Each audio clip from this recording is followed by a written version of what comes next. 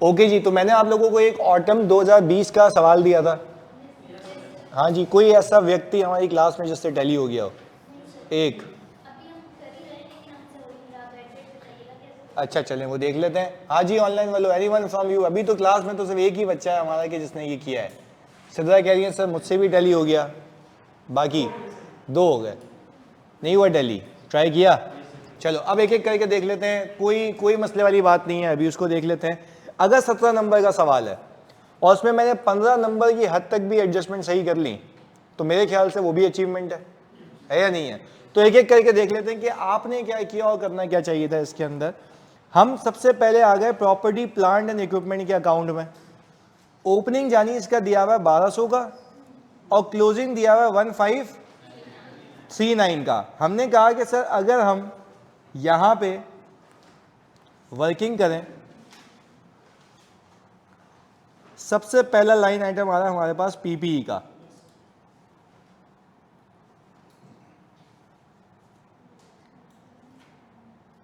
तो पीपी का opening balance कितना है भाई? 1200 का और क्लोजिंग आ गया 1539।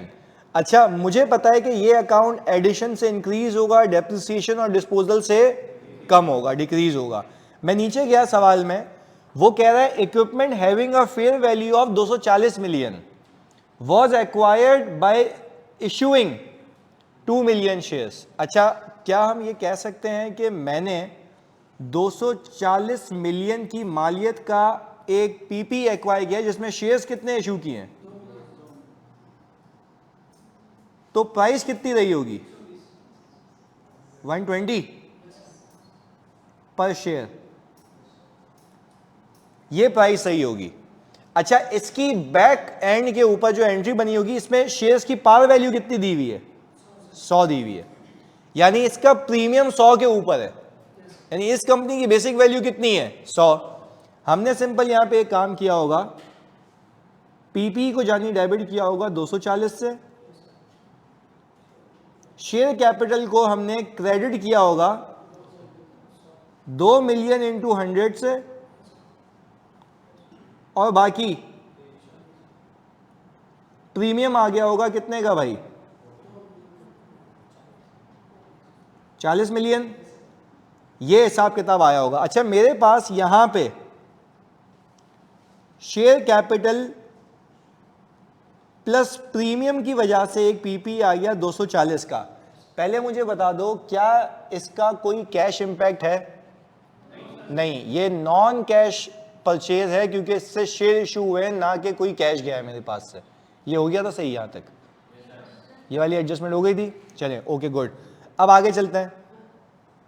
मैंने कहा सर ये तो हो गई पार्क, पर यही साइमल्टेनियस एडजस्टमेंट मैं वहां पे जब शेयर कैपिटल का अकाउंट बनाऊंगा तो भी करूंगा। चलें, during the year fully depreciated item of PP costing rupees 36 million व सोल्ड फॉर रुपीज 8 मिलियन। यानी पहले तो ये बात समझें, फुली डेप्रिशिएटेड का मतलब है यहां पे उसकी वैल्यू जीरो है, यहां पे उसकी वैल्यू, तो हमने कहा कि डिस्पोजल जीरो, हालांकि असल में हुआ है बट इस अकाउंट में जीरो है तो निकलेगा भी जीरो क्योंकि फुली डेप्रिशिएटेड लिखा हुआ है। हमने कहा सही है भाई, कोई मसले वाली बात नहीं है। हमने कहा वो बेचा कितने का है, जिसमें से 3 मिलियन अभी भी आउटस्टैंडिंग है, तो हमने ये कहा कि भाई जो हमारी डिस्पोजल की एंट्री है वो हम जरा यहां बना लेते हैं। हमने कहा हमारे पास से पीपी चला गया जीरो पे कैरिंग अमाउंट। अच्छा हमारे पास सेलिंग प्राइस कितनी है, तो हमारे पास गेन कितना आ गया? 8 मिलियन का। इसकी ऑल टुगेदर एंट्री ये बनी होगी कैश डेबिट 5 मिलियन से, अदर रिसीवेबल 3 मिलियन से और गेन 8 मिलियन से। ये बात तो समझ आती है मुझे कि मेरे पास जो गेन है वो रिवर्स करना है मुझे, ऐसा ही नहीं क्योंकि इसको कोई कैश का इंपैक्ट, और पैसे अलग से दिखा दूंगा और अदर रिसीवेबल के अंदर जो ये क्लोजिंग में आ रहा होगा उसको वहां से कटा दूंगा ताकि इंपैक्ट दो बार ना आए। चलिए ये भी हो गया। क्या इस सवाल में कोई इसने डेप्रिसिएशन बताया है? 290 का, वो ये रहा। तो हमने कहा कि सर यहाँ पे डेप्रिसिएशन एक्सपेंस जो है हमारा वो आ गया 290 का।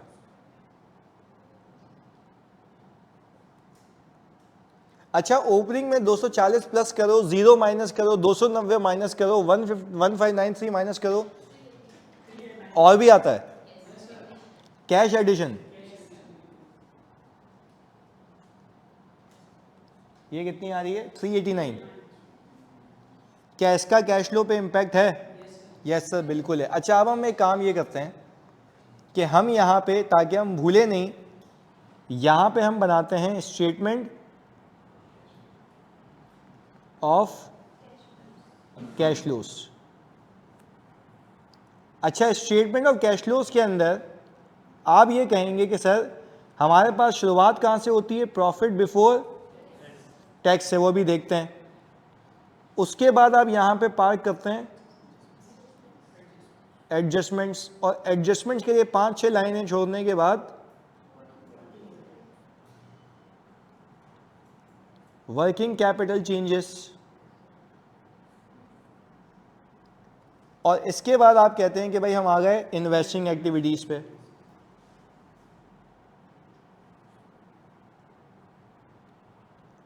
अच्छा, अब हमने जो काम किया वो टेक्निकली इन्वेस्टिंग पे किया है, ऐसा ही है। इस सवाल में क्या प्रॉफिट दिया हुआ था आपको, या वो भी निकालना है? चलें वो भी देख लेते हैं अभी चल के। पर हमने कहा कि सर वो जो भी प्रॉफिट होगा ना, उसके अंदर डेप्रिसिएशन एक्सपेंस क्या होगा? ऐड हो जाएगा। 290 का वो ऐड हो जाएगा, और गेन ऑन 8 का, ताकि इसका इम्पैक्ट क्या हो जाए? 0 हो जाए। ये हमने देख लिया था। अच्छा सर, मेरे ख्याल से ये पार्क हो गया, ये गेन पार्क हो गया। अब हम आ गए इन्वेस्टिंग एक्टिविटी में। हमने यहां पे लिखा cash paid to acquire 389। Negative में दिखाऊं? और हमने कहा डिस्पोजल प्रोसीड्स कितने दिखाऊं, 8 या 5? अच्छा, इस बात पे फिर कायम रहना कि इस 5 में से ऑलरेडी 3 माइनस हो चुका है, उसका इम्पैक्ट आ चुका है, तो अदर रिसीवेबल में आप हटा देंगे ताकि 2 बार इम्पैक्ट ना आए। तो ये हमने सीखा हुआ है। चलें, आई बिलीव कि मैंने अब तक इस पीपी के अकाउंट की जितनी भी एडजस्टमेंट थी सारी यहां पार्क कर ली हैं। आपने ये वाली एडिशन क्यों नहीं दिखाई, 240 वाली? क्योंकि इसका कोई कैश का इम्पैक्ट है ही नहीं। कोई ऐसा शख्स आप में से, पूरी क्लास में से, जिसने ये एडजस्टमेंट बिल्कुल ही सही की हो? सही की थी? यही की थी? अच्छा, यही की है बस। चले, ऐसा क्यों भाई? 50%, ओके। चलें, अभी देखते हैं इन्वेस्टमेंट प्रॉपर्टी पे आते हैं। अच्छा, यही सिर्फ करने की क्या वजह? आगे खुद ही नहीं किया, तो ये तो बात ही गलत है ना।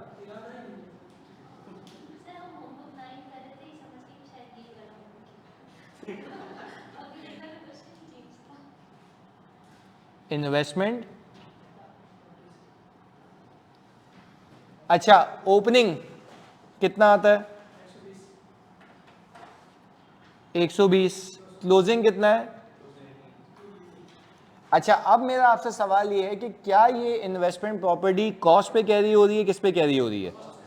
अच्छा, देखो लिखा हुआ भी है, TL applies for subsequent measurement of its, technically ये डेप्रिशिएट होगी, टेक्निकली ये।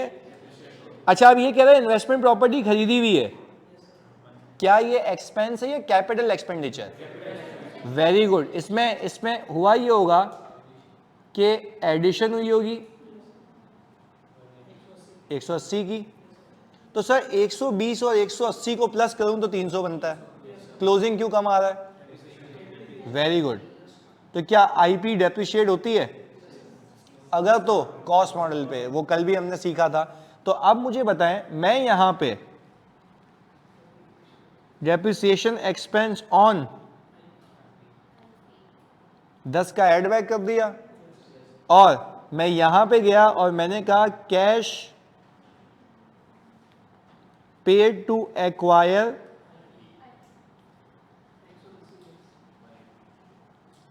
क्योंकि ये वो अमाउंट है जो कैश में से तो माइनस हुई हुई है बट प्रॉफिट से माइनस, क्योंकि ये कैपिटल एक्सपेंडिचर है।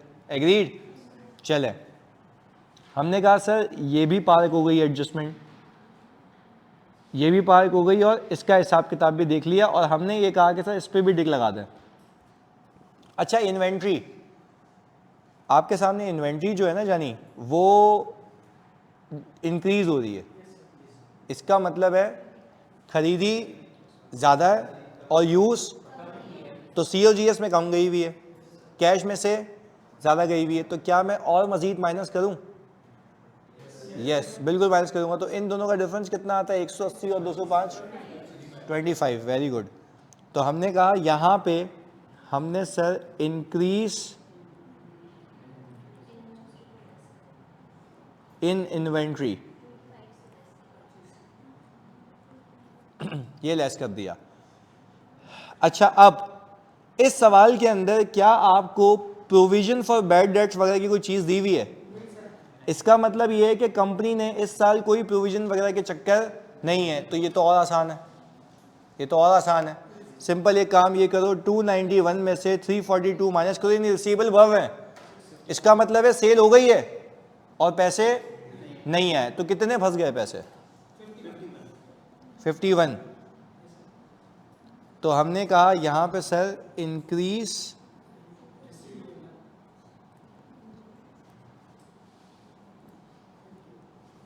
$51, ये भी आ गया। ये फॉर द ईयर की सेल्स के पैसे थे जो कि मुझे रिकवर नहीं हुए। अब देखो आप स्ट्रेटजी देखो मैं कर क्या रहा हूं, मैं एक एक हेड को देख के करता जा रहा हूं, पार्क करता जा रहा हूं, उसके नंबर आते जा रहे हैं, जो भी है वो आप देखें, पार्क करें, देखें, पार्क करें। चलें, pre payments and other receivable. अच्छा, अब जरा इसको भी जरा सोचते हैं जरा। पहले मुझे बताओ कि क्या इस प्री पेमेंट के अंदर, क्लोजिंग के अंदर, अदर रिसीवेबल के अंदर क्या वो 3 मिलियन भी है? क्या वो ऑलरेडी केटर हो चुका है, अलग से हो चुका है? तो यहां रहने दूंगा तो 2 बार हो जाएगा। तो अब मैं यहां पे टेक्निकली इसको हटा के 11 मिलियन कर लूं। अच्छा, 20 से 11 पे आने का सफर है रिकवरी, ऐसा है? तो क्या मैं 20 से 11 पे आके 9 को ऐड कर दूं? हाँ या नहीं? बिल्कुल करेंगे सर। तो डिक्रीज इन अदर रिसीवेबल,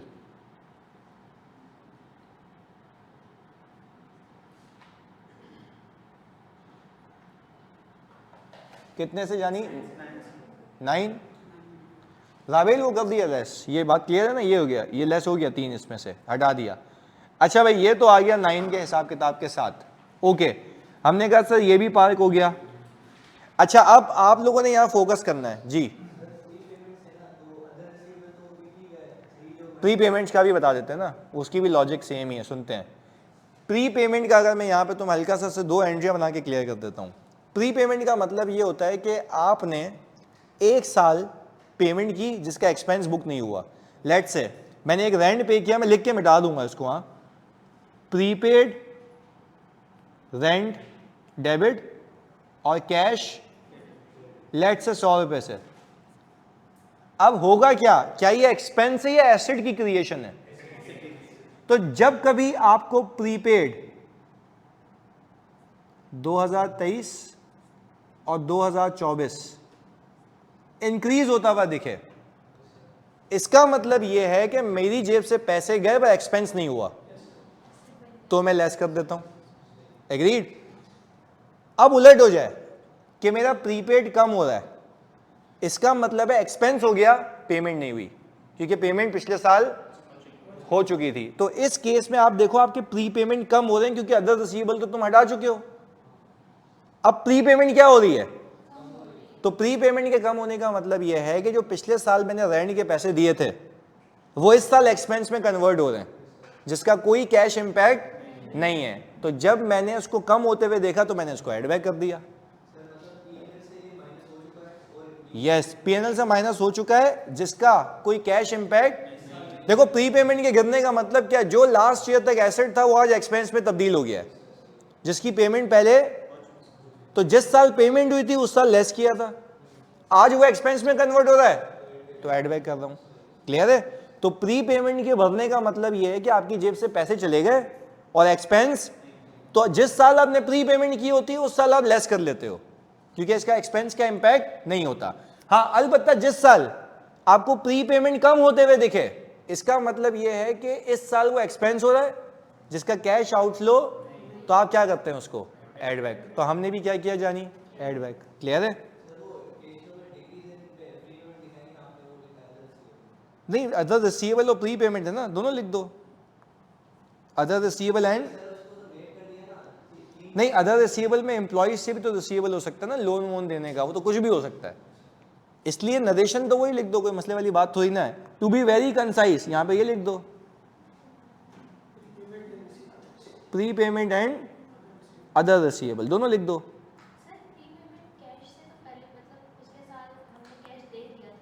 हाँ, तो पिछले साल आपने माइनस किया होगा ना? नहीं, तो पिछले साल जब आपने कैश फ्लो बनाया होगा तो क्या वो एक्सपेंस था?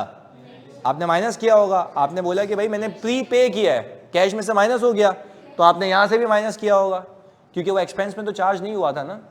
प्री पे करना क्या एक एक्सपेंस है या एसेट क्रिएशन है?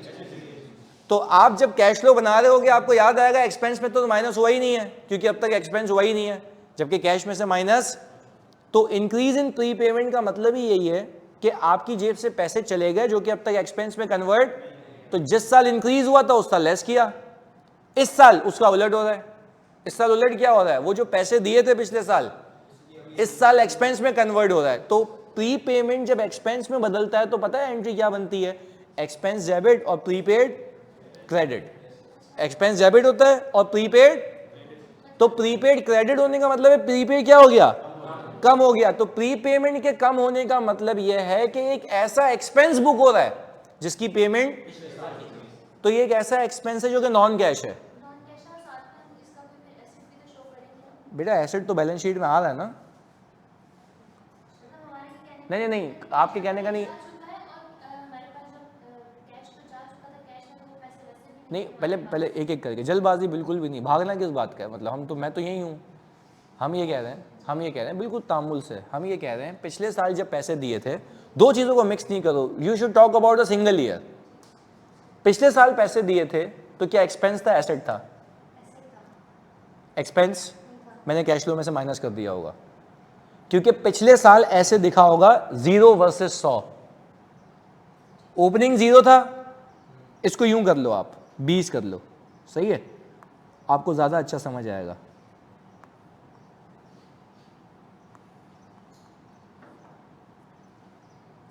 पिछले साल ये हुआ होगा 20 रुपए का प्री पेमेंट की होगी, एग्जाम्पल रेंट दिया था मैंने 20 मिलियन का, तो मैंने रेंट दिया था अगले साल के लिए, तो उस साल तो एसेट है ना, तो मेरा प्रीपेड में जमा हो गया। तो पिछले साल जब मैं कैश फ्लो बना रहा हूँ ना तो 0 से 20 कंपेयर हो रहा होगा। जब प्रीपेमेंट बढ़ते हुए दिख रही है तो इसका मतलब है मैंने एसेट के पैसे पे किए हैं जिसका कोई कैश आउटफ्लो है, एक्सपेंस नहीं है। कैश आउटफ्लो है, एक्सपेंस मैंने पिछले साल क्या किया, माइनस कर दिया क्योंकि एक्सपेंस में बुक। क्लियर है? कैश में से गया हुआ, एक्सपेंस में से नहीं गया हुआ। प्रीपेमेंट की एंट्री क्या बनती है, प्रीपेड डेबिट, कैश क्रेडिट। तो यही तो सिखा रहा हूं, प्रीपेड बढ़ता हुआ दिखे तो इसका क्या मतलब है कि कैश चला गया, एक्सपेंस हमने माइनस कर दिया, इस साल आए वही प्रीपे 11 पे आ गया, एक्सपेंस हो गया तो एड बैक कर रहे हैं क्योंकि कैश आउटफ्लो तो, यानी अब टेक्निकली बेनिफिट ले रहा हूं और कोई कैश आउटफ्लो, तो यही तो शेयर होल्डर को बता रहा हूं कि ऊपर जो आप इसका बुक हुआ हुआ एक्सपेंस देख रहे हैं वो टेक्निकली मेरा कैश आउटफ्लो है ही नहीं क्योंकि वो हुआ कब था, पिछले साल। तो डिक्रीज इन प्री पेमेंट को हम एड बैक कर देते हैं। क्लियर है? लॉजिक वो है उसके पीछे। ऑनलाइन वालों क्लियर है? जल्दी बता दो जानी। ओके, तो ये प्री पेमेंट भी पार्क हो गया। हाँ, अब coming back to the point, online वालों प्लीज पहले कंफर्मेशन दे दो। चलिए जी, लियाज भाई कह रहे हैं क्लियर है सर, आगे। अब हम आ गए शॉर्ट टर्म इन्वेस्टमेंट पे। शॉर्ट टर्म इन्वेस्टमेंट का मतलब आपको पता है कि इन्वेस्टमेंट तो इन्वेस्टमेंट होती है, पहले सीधी बात है। 48 से 60 पे आ रहा हूं, उसका मतलब है मैंने और मजीद इन्वेस्ट किया है, और मजीद, पर यहां पे एक चीज आपने याद रखनी है, इसके अंदर इक्विवेलेंट भी छुपा हो सकता है चलें हम सवाल में जाते हैं। सिर्फ तुमसे ये पूछता हूं, short term investment amounting to rupees are readily convertible into, यानी इस क्लोजिंग के अंदर 35 इक्विवेलेंट है, तो मैं उसको इन्वेस्टमेंट नहीं कहूंगा। पहले इस 60 में से वो 35 हटाओ, कितना आता है? 25 आता है। यानी हम ये 25 की वो इन्वेस्टमेंट कह रहे हैं जो जेन्युइन इन्वेस्टमेंट है, वो इक्विवेलेंट। अच्छा, वैसे अकाउंटिंग की टर्म में पूरी इन्वेस्टमेंट है, बट कैश फ्लो के पर्सपेक्टिव से वो इन्वेस्टमेंट नहीं है, तो मैं उसको कैश आउटफ्लो के तौर पे दिखाई नहीं सकता, क्योंकि मैं कहूंगा एक कैश से निकल के दूसरा कैश बन गया, तो उसको मूवमेंट में दिखाना है नहीं, इसलिए मैंने हटा दिया। आगे मैंने कहा 48, क्या ओपनिंग में भी कैश इक्विवेलेंट छुपा हुआ है 20 का, तो ये कितना हो गया? अच्छा, अब मैं आपसे पूछता हूं, अब आपके पास 28 मिलियन की साल के शुरू में ऐसी इन्वेस्टमेंट थी जो मौजूद थी, क्लोजिंग में कम हुई है, इसका मतलब आपने अपनी इन्वेस्टमेंट को बेच के पैसे निकाल लिए, डिक्रीज हो रही है ना, तो कितने से डिक्रीज हो रही है? अच्छा, तो मैं इसको ऑपरेटिंग में दिखाऊं या इन्वेस्टिंग में? Cash received from investment disposal कितने का? तो सर वो जो बाकी इक्विवेलेंट था उसकी मूवमेंट क्यों नहीं दिखा रहे? वो ना हम उसको जाते हुए दिखाएंगे ना आते हुए दिखाएंगे, वो तो है ही कैश, वो नीचे ही घूमता रहेगा आपस में, उसकी कोई मूवमेंट, क्योंकि कैश फ्लो के पर्सपेक्टिव से वो कैश की मानिंदी है, उसके ना आते हुए दिखाना है ना जाते हुए दिखाना है, क्योंकि हम बोल रहे हैं वो कैश ही, वो नीचे ही मौजूद रहेगा। क्लियर है जी? अभी वही करेंगे ना, कैश एंड बैंक बैलेंस में ही ऐड करेंगे उसको। ये बिल्कुल सही कह रहा भाई, इसको ऐड ही कहां करना है? कैश एंड बैंक बैलेंस में। तभी तो मैं बोल रहा हूं ऊपर मूवमेंट नहीं दिखाओ, वो कह रहा है एक कैश निकल के दूसरा कैश बन गया, इसीलिए हमने पूरी मूवमेंट में उसको हटा दिया, हमने कहा उसके अलावा है जो उसकी बात कर लेते हैं। क्लियर है? तभी तो ये कल कॉन्सेप्ट किया था कि कैश इक्विवेलेंट को हम कैश ना इनफ्लो दिखाते हैं, यानी एग्जांपल है, आपने कैश में से निकाल के शॉर्ट टर्म इन्वेस्टमेंट खरीदी इक्विवेलेंट, तो आप कह रहे हो पैसे गए नहीं, इक्विवेलेंट को बेच के पैसे वापस आए तो वो बोल लो पैसे आए भी नहीं, क्योंकि जब जाते हुए नहीं दिखाए तो आते हुए क्यों दिखाओगे? तो इसीलिए मैं उसकी मूवमेंट ही नहीं दिखा रहा, मैं नीचे ही खेलता रहूंगा, उसमें एक से कम होगा दूसरे में बढ़ जाएगा, बस ये होता रहेगा। क्लियर है? दैट्स वाई हम उसकी बात ही नीचे करेंगे। अभी चलते हैं, देखो ऐड करके दिखाता हूं मैं। चलें, मैंने कहा इसके बाद sir cash and bank balance से तो मैच कर रहे हैं, अभी आते हैं उस पर। अब सर शेयर कैपिटल, प्रीमियम और रिटेन अर्निंग कितने अकाउंट्स हैं? 3। आ जाएं जी, शेयर कैपिटल, प्रीमियम और रिटेन अर्निंग।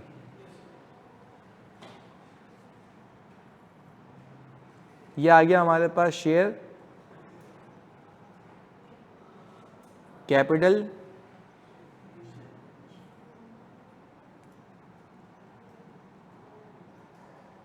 प्रीमियम और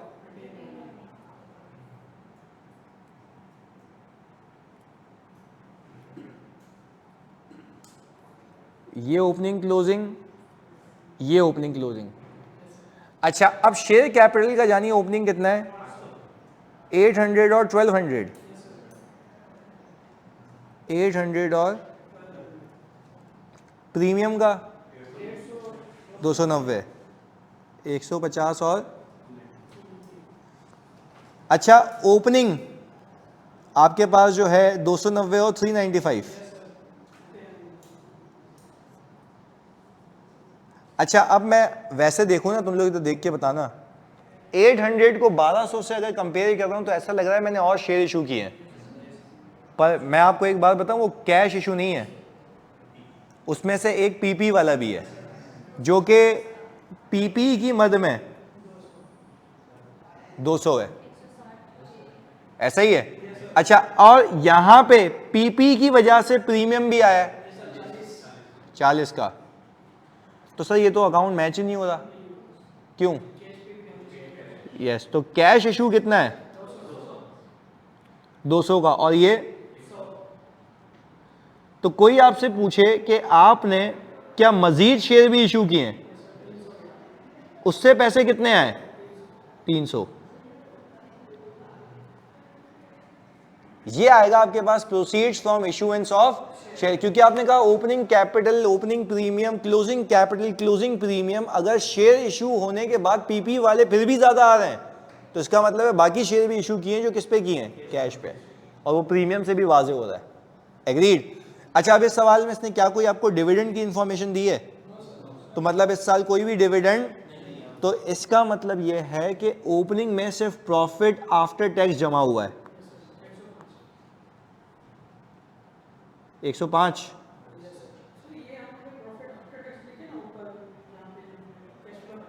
हाँ नहीं, अब हुआ ये है कि देखो, अब उसने प्रॉफिट आफ्टर टैक्स दे दिया, अब उसने आपको टैक्स का बताया नहीं है, सही है? तो इसका मतलब ये है ना टैक्स पेबल आ रहा है, इसका मतलब है जितना टैक्स है उतना पे भी हो चुका। तो मैं इनडिफरेंट हूं कि मेरा प्रॉफिट फ्रॉम ऑपरेशन तो सही आएगा ना। अगर देखो मैं प्रॉफिट आफ्टर टैक्स से भी शुरू करूंगा तो मेरा प्रॉफिट फ्रॉम ऑपरेशन क्या आएगा? बिल्कुल, क्योंकि जितना एक्सपेंस है उतना पे, क्योंकि टैक्स पेबल मुझे दिख भी नहीं रहा, तो मुझे इसमें टेंशन नहीं लेनी, वो तो सीधा सीधा आ जाएगा। क्लियर है? यस, बात एक ही है, सही है।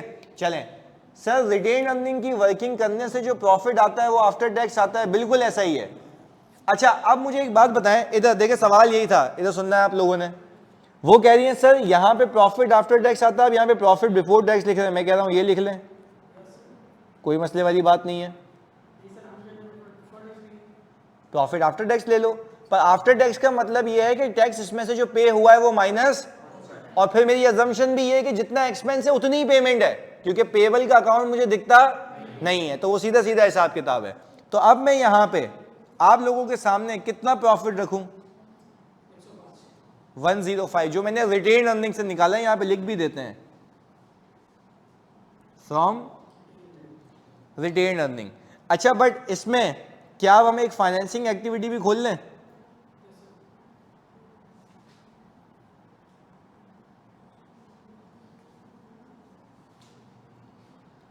हाँ भाई, फाइनेंसिंग एक्टिविटीज में प्रोसीड्स फ्रॉम शेयर्स है कोई?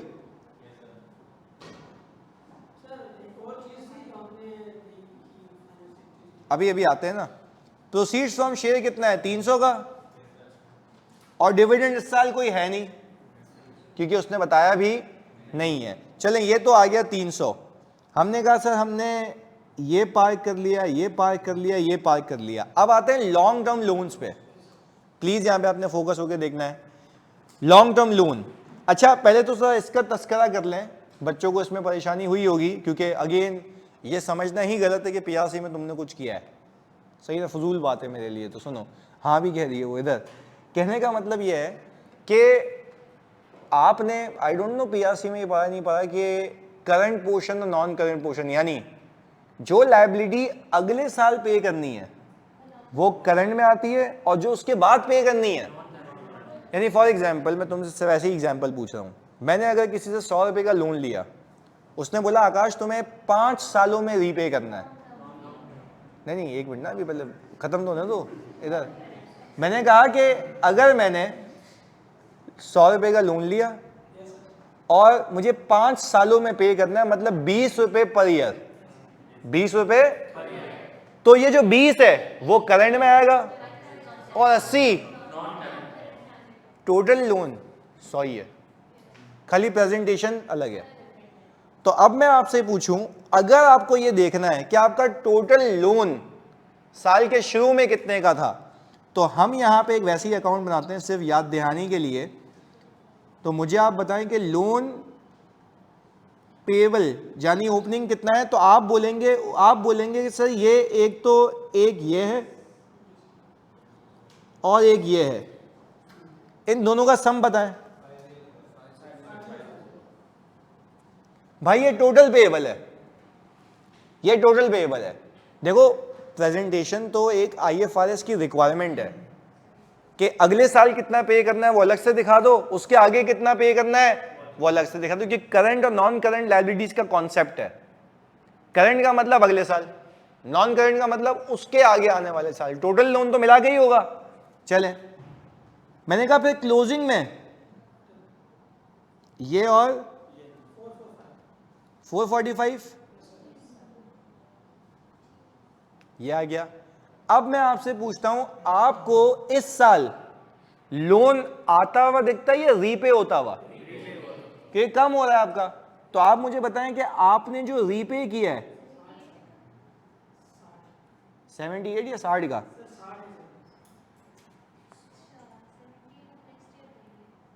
सही है, 78 तो नेक्स्ट ईयर दोगे। इस साल कितना वापस किया, इन दोनों का डिफरेंस, कि वहां से लेके लोन यहां आ चुका है। क्लियर है? चलें, तो हमने ये कहा कि हम यहां पे फाइनेंसिंग एक्टिविटी में लिखते हैं लोन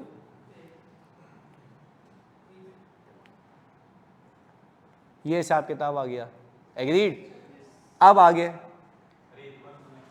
कौन सा वाला? ये वाला। अच्छा पहले बताओ, ये करंट नॉन करंट वाली बात समझ आती है या यही नहीं आई? यही नहीं आई, चलो यही बता देते हैं। मैंने ये कहा कि अगर आपने किसी से लोन लिया 100 रुपए का, और मैं आपको कह रहा हूं आपको 5 सालों में इक्वली पे करना है इसको, तो एक साल में कितना पे करोगे? 20। एग्रीड?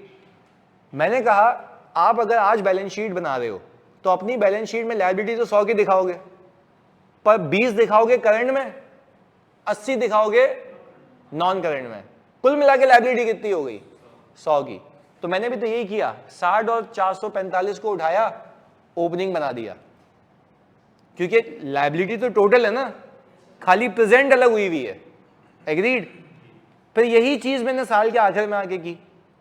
मैंने देखा अब साल के आखिर में मुझे ये कितना पे करना है जो बिल्कुल अगले साल है। आपने बोला 78 सर, और उसके आगे आने वाले सालों में कितना पे करना है? 367। मैंने कहा भाई टोटल बताओ कितना पे करना है? आपने बोला 445। तो मेरी लायबिलिटी मेरी बैलेंस शीट पे होती तो पूरी है, बट उसकी प्रेजेंटेशन 2 हिस्सों में होती है। एक वो जो अगले साल पैसे जाएंगे, एक वो जो उसके भी अगले सालों में जाएंगे। बात क्लियर है? तो this is just IFRS presentation. उसकी अकाउंटिंग तो मिला के ही करूंगा मैं, सिर्फ रिपोर्टिंग के लिए, प्रेजेंटेशन के लिए क्या करूंगा जानी अलग। यानी कोई आपसे ये नहीं कहेगा कि आपका, अच्छा चलो अगले साल होते, मेरी एग्जांपल में 20 आपने पे कर दी है, अगले साल आपका फिर टोटल लोन कितना है? 80। उसके अगले साल कितने पे करोगे? 20। तो करंट में दिखा दोगे 20, नॉन करंट में कितने दिखाओगे? 60। और ऐसे होते होते होते होते आखिर में सिर्फ करंट बचेगा, और वो पे होके लोन 0 हो जाएगा। ये सिर्फ इसलिए होता है ताकि शेयर होल्डर को पता लगे कि मुझे अगले साल लायबिलिटीज कितनी चुकानी है। अगर पूरी दिखा दूंगा तो ऐसा लगेगा सब अगले साल पे करना है, जबकि करंट अलग है, नॉन करंट। अच्छा मुझे आप एक बात बताएं, सैलरी पेएबल में कभी नॉन करंट में दिखा सकता हूं? क्यों? देनी है, अगले महीने देनी है। तो आप तो वो बताएंगे कि जो इस साल की सैलरी एक्सपेंस है आखिरी महीने की, वो पे कब करूंगा? अगले महीने। तो वो करंट में दिखाते हैं, मैं नॉन करंट में, इसलिए तभी तो फर्क है करंट लायबिलिटीज और। पर अगर आपकी मुझे टोटल लायबिलिटी देखनी है तो वो दोनों को मिला के होगी, जो मैंने किया भी है यहाँ पे। क्लैरिटी है? चलें ओके। अब हमने कहा कि भाई चलें ये भी 60 रुपए हो गया। अब ट्रेड एंड अदर पेएबल आ रहा है। अच्छा ट्रेड पेएबल तो मुझे पता है वो परचेज इन्वेंट्री वाला, अदर पेएबल मतलब अक्रूवल हो सकते हैं। अब चाहे अक्रूवल हो इलेक्ट्रिसिटी का, अब मैं आपसे पूछता हूं अगर इलेक्ट्रिसिटी का अक्रूवल है और वो इंक्रीज हो रहा है, इसका मतलब है एक्सपेंस हुआ, पे हम एड बैक कर देंगे। एग्रीड? अगर अक्रूवल कम हो रहा है, इसका मतलब है पिछले साल की सेटलमेंट हम लेस कर देंगे। पर इसके अंदर देखो शायद कुछ और छुपा हुआ है, देखिएगा। वो कह रहा है financial charges for the year कितने हैं? अच्छा ये एक्सपेंस है, ऐसा ही है। Trade and other payable include, इस चीज को फोकस करना, ट्रेड एंड अदर पेएबल के अंदर ये शामिल है क्या? अक्रूड फाइनेंशियल चार्जेस यानी पेएबल। तो मुझे आप एक बात बताते हैं, क्या ये इंटरेस्ट पेएबल की बात कर रहा है? तो सर इंटरेस्ट पेएबल कहां से आया? लोन है तुम्हारे पास, उसी पे ही तो है, इंटरेस्ट ही है। तो हमने कहा कि सर हमने यहां पे इंटरेस्ट पेएबल का अकाउंट खोला, ओपनिंग कितना है? 17, क्लोजिंग कितना है? ये किस वजह से इंक्रीज होगा? अच्छा एक्सपेंस कितना है? 35 या 45? तो पे कितना हुआ? अच्छा अब मैं आपसे एक बात पूछूंगा, मेरे एक्सपेंस में से ये माइनस हुआ है, प्रॉफिट में से माइनस हुआ है, तो पहले इसके इम्पैक्ट को क्या करूं? 0। हमने कहा कि हम यहां पर आए, हमने यहां पे इंटरेस्ट एक्सपेंस 45 का ऐड बैक कर दिया, एग्रीड। और फिर मैंने यहां से इंटरेस्ट पेड 50 का लेस कर दिया, क्योंकि एक्सपेंस होना अलग बात है, पे होना अलग बात है।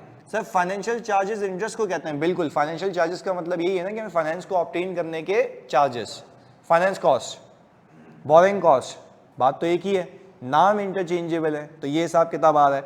अच्छा, अब मुझे एक बात बताओ, ये जो ट्रेड एंड अदर पेएबल है, इसके अंदर कुछ और भी छुपा हुआ है, इंटरेस्ट पेएबल, जिसको आप अलग से केटर कर चुके हो, तो क्या उसको रहने दूं या हटा दूं? हटा देते हैं। तो मैंने ये कहा कि सर इसमें से अगर ओपनिंग में से 17 हटाऊं तो कितना आता है? 120 माइनस 17, 103। अच्छा, और 144 में से अगर 12 हटा दूं 132 आ गया। अच्छा, अब ये वो पेएबल है जो वाकई में प्योरली ऑपरेशंस के हैं, प्योरली। तो आप 103 में से 132 माइनस करेंगे तो आपको इंक्रीज होता हुआ दिख रहा है। इसका मतलब है कुछ इस साल एक्सपेंसेस बुक हुए हैं जो पे, तो मतलब कैश आउटफ्लो नहीं है, क्या करूं? Add back, very good. कितने से? 29। आपने कहा sir increase in trade and other payable. अच्छा, अब जरा आई थिंक अगर सारी एडजस्टमेंट्स पार हो चुकी हैं, ऐसा ही है, एक एक करके आपने मुझे बताना है। अच्छा, क्या इसमें कोई इन्वेस्टमेंट इनकम वगैरह थी? हाँ, इसका क्या करेंगे? लेस करेंगे और इन्वेस्टिंग में डाल देंगे। अच्छा, इसको नहीं भी करता कैश फ्लो टैली हो जाता। मसला किसका होता? प्रेजेंटेशन का, कि आप ऑपरेशंस की इनकम में इसको दिखाते जबकि ऑपरेशंस की इनकम नहीं है। तो हमने ये कहा कि सर यहां से आप इसको पहले कटाएं एडजस्टमेंट्स में। डिविडेंड इनकम है, investment income, okay, investment income कितने की है? और यहां पे ऐड कर दें इन्वेस्टिंग में,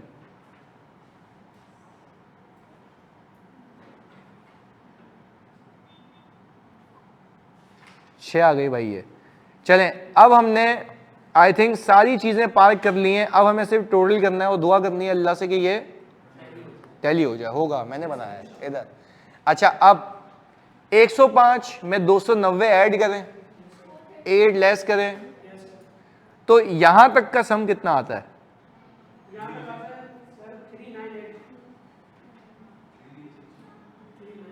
398।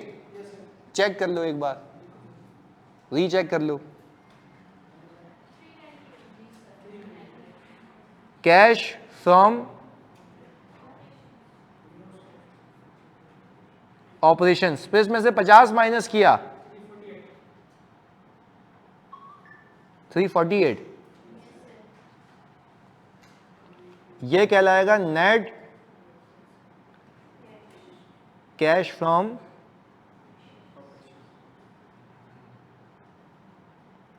ऑपरेशंस। सही है। इसके बाद आप मुझे बताएंगे कि मेरे पास इन्वेस्टिंग सिर्फ ये जो 5 चीजें,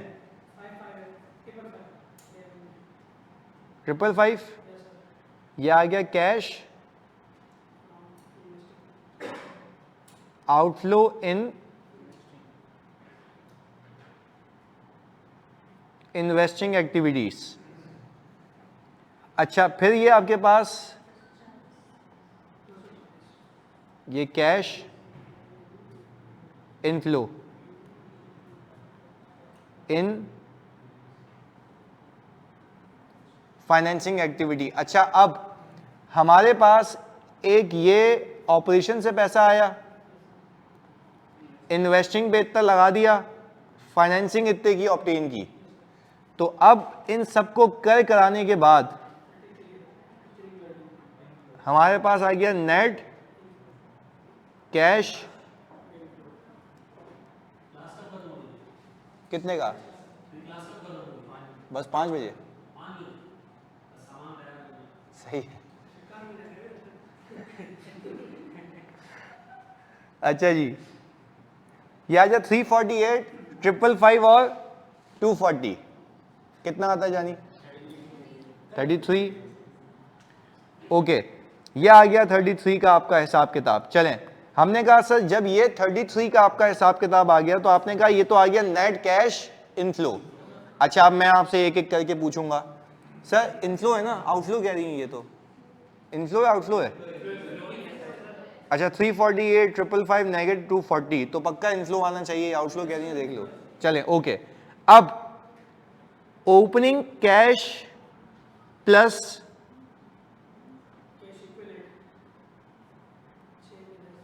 देखो मैं ओपनिंग कैश नहीं डाल रहा इसमें, इक्विवेलेंट भी डाल रहा हूं, क्योंकि मैंने लास्ट ईयर इक्विवेलेंट की माइनस नहीं किया होगा, क्योंकि वो भी मेरे पास ही दिखाया होगा मैंने। तो मुझे आप एक बात बताएं जल्दी से यहां पे आके कि पहले तो कैश उठाएं, कितना है? 6 का, ये पिक किया, और 6 के अंदर आप प्लीज ये जो है आपका इक्विवेलेंट 20 का ये ऐड करें, कितना आ गया? 26। तो मैंने कहा कि सर ये आ गया 26, इसको हम सम करें तो कितना? 59। सर ये क्लोजिंग जो 59 है, मैं अगर बैलेंस शीट में जाता हूं तो ये तो सर 24 आ रहा है, क्योंकि सर इस साल वाला भी तो इक्विवेलेंट आपने माइनस नहीं किया ना, तो वो भी तो इसमें ऐड करें। तो आपके पास जो इस साल का इक्विवेलेंट है वो कितना है? 35। तो आप 35 के अंदर 24 जो है ऐड करें, आ गया? तो 24 प्लस 35 ये आता है हिसाब किताब। क्योंकि आपने जब पिछले साल कैश फ्लो बनाया तब भी आपने ये कहा कि मेरी जेब से वो पैसे नहीं गए, तो आपने लास्ट ईयर के कैश आउटफ्लो में उसको दिखाया, तो इक्विवेलेंट में दिखाओ फिर, क्योंकि आप कह रहे हो वो गया ही नहीं है पैसा, इक्विवेलेंट ही है।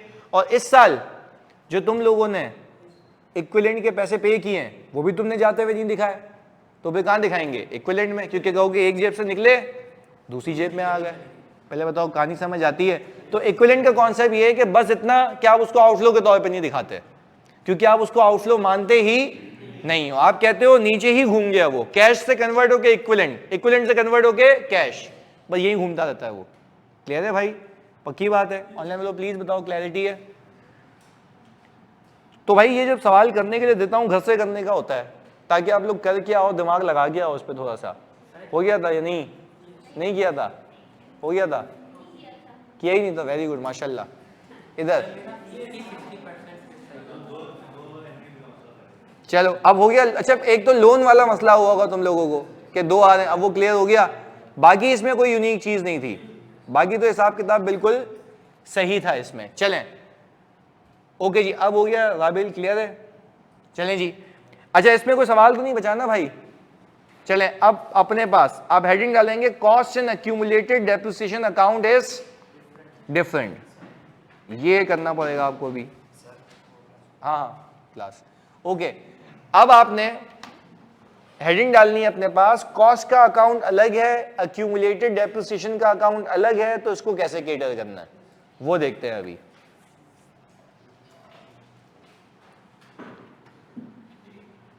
अच्छा, हमने ये कहा जानी जनवरी 1, 2024 को हमने एक एसेट एक्वायर किया या प्लांट एक्वायर किया, और हमने एंट्री ये बनाई होगी प्लांट डेबिट और कैश क्रेडिट, सही है? और अज्यूम हमने किया कि ये बनाई होगी 5 लाख रुपए से। अच्छा, हमने कहा कि ये प्लांट की कॉस्ट ऑफ एसेट है, सही है? हम ऑल टुगेदर आ गए 31/2024 पे। अच्छा, 31 दिसंबर 2024 पे आते ही हमने एक एंट्री बनाई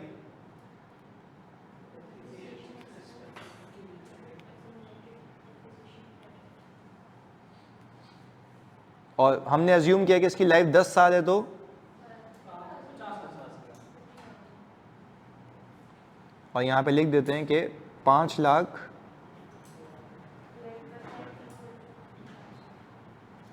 ऐसे निकला ये। अच्छा, पहले और अब में फ़र्क क्या है, ज़रा वो बात कर लेते हैं। पहले मैं करता ये था कि मैं इसका जो जमा हुआ डेप्रिसिएशन अलग नहीं रखता था, उसी अकाउंट में नेट कर देता था, एक ही जगह हिसाब किताब हो रहा था। अब मैं ये कह रहा हूं कि मेरे एसेट की कॉस्ट अलग है और उसकी यूजेज अलग जमा हो रही है। अच्छा है एसेट की रिडक्शन ही, यानी फॉर एग्जांपल अगर मैं अक्यूमुलेटेड डेप्रिसिएशन को रिप्लेस कर दूं पीपीई से, तो मेरा एसेट क्या होगा? मैंने एसेट को कम करने के बजाय उसका कॉन्ट्रा रिडक्शन अकाउंट खोल दिया। जैसे कि बैड डेट एक्सपेंस का अक्यूमुलेटेड प्रोविजन के रिसीवेबल होता है, और रिसीवेबल को कम करने के लिए अंदाजे वाला लॉस अलग से रखा हुआ होता है प्रोविजन में। तो यहां पे भी हमने पीपी को कम करने के बजाय उसका हिसाब किताब, उसका कॉन्ट्रा एसेट खोल दिया, अक्यूमुलेटेड डेप्रिसिएशन। यानी टेक्निकली मैं अब तक क्या कर रहा था, जो अब तक किया हमने, पीपी को डायरेक्ट कम कर दिया था, उसी अकाउंट में नेट कर दिया था, नेट बेसिस पे बना देते। अब हम कह रहे हैं पीपी को अपनी जगह रखो और उसका कॉन्ट्रा यूजेज अलग से जमा करो, ताकि बैलेंस शीट की प्रेजेंटेशन में तो नेट ही हो जाएगा, खाली हिसाब किताब अलग हो रहा है। बैलेंस शीट में नेट ही आएगा, सिर्फ हिसाब किताब अलग हो रहा है, सिर्फ ये बात याद रखनी है। चलें, हमने कहा जब आपको पहले साल की बैलेंस शीट मिलेगी तो 2024 के अंदर आपके पास जो पीपी मौजूद होगा, जो पीपी मौजूद होगा वो नेट पे होगा, और वो होगा 24 तो बेटा 31 दिसंबर पे बनते हैं ना फाइनेंशियल, 24 का अकाउंट्स नहीं बनाओगी एजेड पे, तो पहले एजेड पे एसेट आएगा तो अगले साल जाएगा ना। आप जिसकी बात कर रही हैं वो होता है ब्रॉड फॉरवर्ड, पहले कैरी तो करो, सीएफ लिखते थे ना बचपन में, कैरी फॉरवर्ड। नहीं, इस साइड इस साइड कहीं नहीं बनाते थे, यही होता था, यही आगे जाएगा, इधर यही आगे जाएगा। चलो, 4,50,000 रुपए में नेट मौजूद है, बट मैं आपसे पूछूं उसके पीछे बैक एंड पे दो वर्किंग्स हैं, एक कॉस्ट और दूसरा उसका यूजेज। मैंने उस अकाउंट में नेट नहीं किया उसको, उसका इस्तेमाल अलग रखा हुआ है। यूं कह लो कि पीपी को क्रेडिट करने के बजाय उसका ऑपोजिट क्रेडिट क्रिएट कर दिया एक अलग अकाउंट में, बस इतना, ताकि उसका इस्तेमाल अलग पड़ा हुआ हो, देखिए अलग से कि इतना आज तक यूज हो चुका है। अच्छा, नेट कितना पड़ा हुआ है? 450। चलें, हमने कहा जब ये साल ऐसे गुजरा, हम अगले साल में एंटर हो गए। मैंने कहा जब अगले साल में एंटर हुए तो मैं अगर पीपी का कॉस्ट अकाउंट देखूं प्लांट का, तो ओपनिंग मेरे पास पड़ा होगा 5 लाख, सही है, और यहां पे अक्यूमुलेटेड डेप्रिसिएशन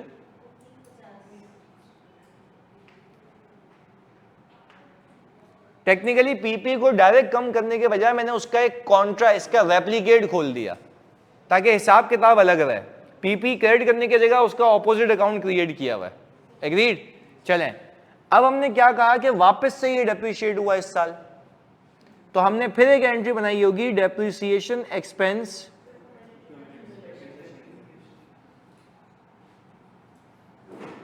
कितने से भाई? तो हमने कहा ये डेप्रिसिएशन की वजह से 50,000 और जमा हो गया, और मेरा जो ये पीपी की कॉस्ट है वो इतनी ही रही। यानी अब ये बात ये बता रही है कि 5 लाख की चीज 1 लाख यूज हो गई है, 5 लाख की चीज 1 लाख यूज हो गई है, हिसाब किताब अलग रखा हुआ है। अच्छा, अगर नॉर्मल होता तो आपको पता है यहीं पे नेट कितना आ रहा होता है, 4 लाख कैरिंग अमाउंट पे होता है, यहां पे कॉस्ट अलग है, अक्यूमुलेटेड। ये बात याद रखिएगा, कैरिंग अमाउंट पे कैरी नहीं हो रहा है, यहां पे बुक्स में कैरिंग अमाउंट पे, अकाउंट्स कितने हैं? 2 हैं। क्लियर है? चलें, हमने कहा सर ये तो बात हो गई 2025 की, ये भी 2025 और ये भी 2025। चलें, अब हमने कहा कि सर जब 2025 हमने सरपास किया, अब हम आ गए 2026 में। अब यहां पे देखना है, जो यहां पे कॉन्सेप्ट सिखाना है मैंने आपको, जैसे ही मैं 2026 में एंटर हुआ, अच्छा पहले तो यहां तक आने से पहले तो बाद में पहले यहां आ जाओ, पहले साल कैश फ्लो के अंदर 5 लाख का आउटफ्लो दिखाओगे और वो 50,000 रुपए को एड बैक कर दोगे नॉन कैश के नाम पे। दूसरे साल नॉन कैश एक्सपेंस फिर 50,000 आएगा, उसको एड बैक कर दोगे क्योंकि कुछ खरीदा नहीं है। अच्छा अब हम आ गए इस साल, हमने कहा प्लांट का कॉस्ट अकाउंट है और फिर हमने यहां पे अक्यूमुलेटेड डेप्रिसिएशन। ओपनिंग कितना है जल्दी बताओ, क्योंकि आप कहेंगे 5 लाख का ही एसेट है। अच्छा और यहां पे 1 लाख रुपए और ये शुरुआत है 2026 की। अच्छा मैं ये कहूं आपको अगर कि इस साल के बीच में आपने किया ये कि एक एसेट बेच दिया और साल के शुरू में एक नया एसेट खरीदा है, तो मैं 2 एंट्री बना रहा हूं। पहले तो आपने जनवरी 1 2026 पे एक एसेट खरीदा, सही है, और वो एसेट खरीदा आपने लेट से 8 लाख रुपए का, तो आपने एक एंट्री बनाई प्लान डेबिट और ये एंट्री बना दी जानी आप लोगों ने 8 लाख रुपए से। अच्छा मैं आपसे पूछता हूं इस एंट्री से ये जो कॉस्ट अकाउंट है 8 लाख रुपए की, ये कॉस्ट अकाउंट इंक्रीज हो गया कि इतने की कॉस्ट के एसेट पड़े हुए थे, इतने की और आ गए। अच्छा नए वाले एसेट के अगेंस्ट में अल्लाह की कसम एक भी यूजेज नहीं है, अभी होगा और ओपनिंग के साथ है। चलें अब एक बात तो ये हो गई। अब मैंने कहा कि इसकी लाइफ भी हमने अज्यूम की कि 10 साल है, पर इसके 10 साल तो अभी शुरू होंगे, ऐसा ही है ना। तो हमने ये कहा कि इसके ऊपर हमने डेप्रिसिएशन एक्सपेंस बुक किया 80,000 रुपए का। चलें ये भी बात आ गई समझ सर। हमने क्या किया, यहां पे अपनी याद दहानी के लिए डेप्रिसिएशन एक्सपेंस पहले तो ऑन न्यू बुक किया, अलग रखा समझने के लिए, सही है। हुआ ये कि मैंने पहले वाला एसेट, पुराना एसेट साल के बीच में बेच दिया, तो मैं उसके ऊपर 6 महीने का डेप्रिसिएशन चार्ज करूंगा। तो हमने कहा कि सर उसके ऊपर हम यहां पे डेप्रिसिएशन एक्सपेंस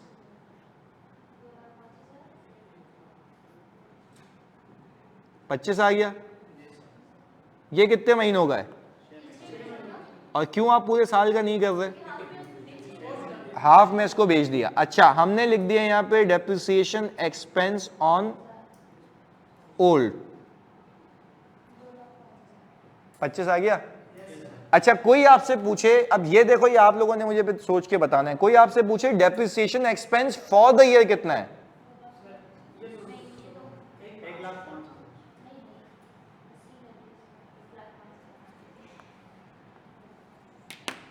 $1,05,000 का depreciation expense for the year है, यानी ये वो डेप्रिसिएशन एक्सपेंस है जो इस साल बुक हुआ है हर रंगो नस्ल के एसेट पे, जो साल के शुरू से था, जो बिक गया, सब पे यही है। इस पे तो कोई डिनाइल नहीं है, पक्की बात है। अच्छा अलग अलग मैंने मेंटेन करना सिखा दिया आपको, कॉस्ट अलग चल रहा है अक्यूमुलेटेड। अच्छा अब आपको लिख के कैसे देगा एग्जामिनर, जरा उस पे आते हैं। एग्जामिनर आपको लिख के देगा जिसको हमें देखना है, company disposed old asset having a cost of rupees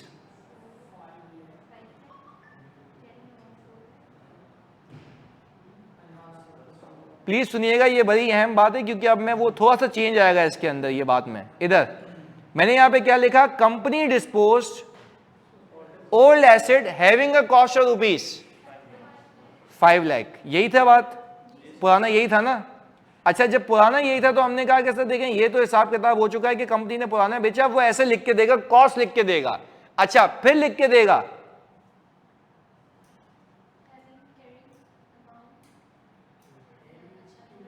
accumulated नहीं,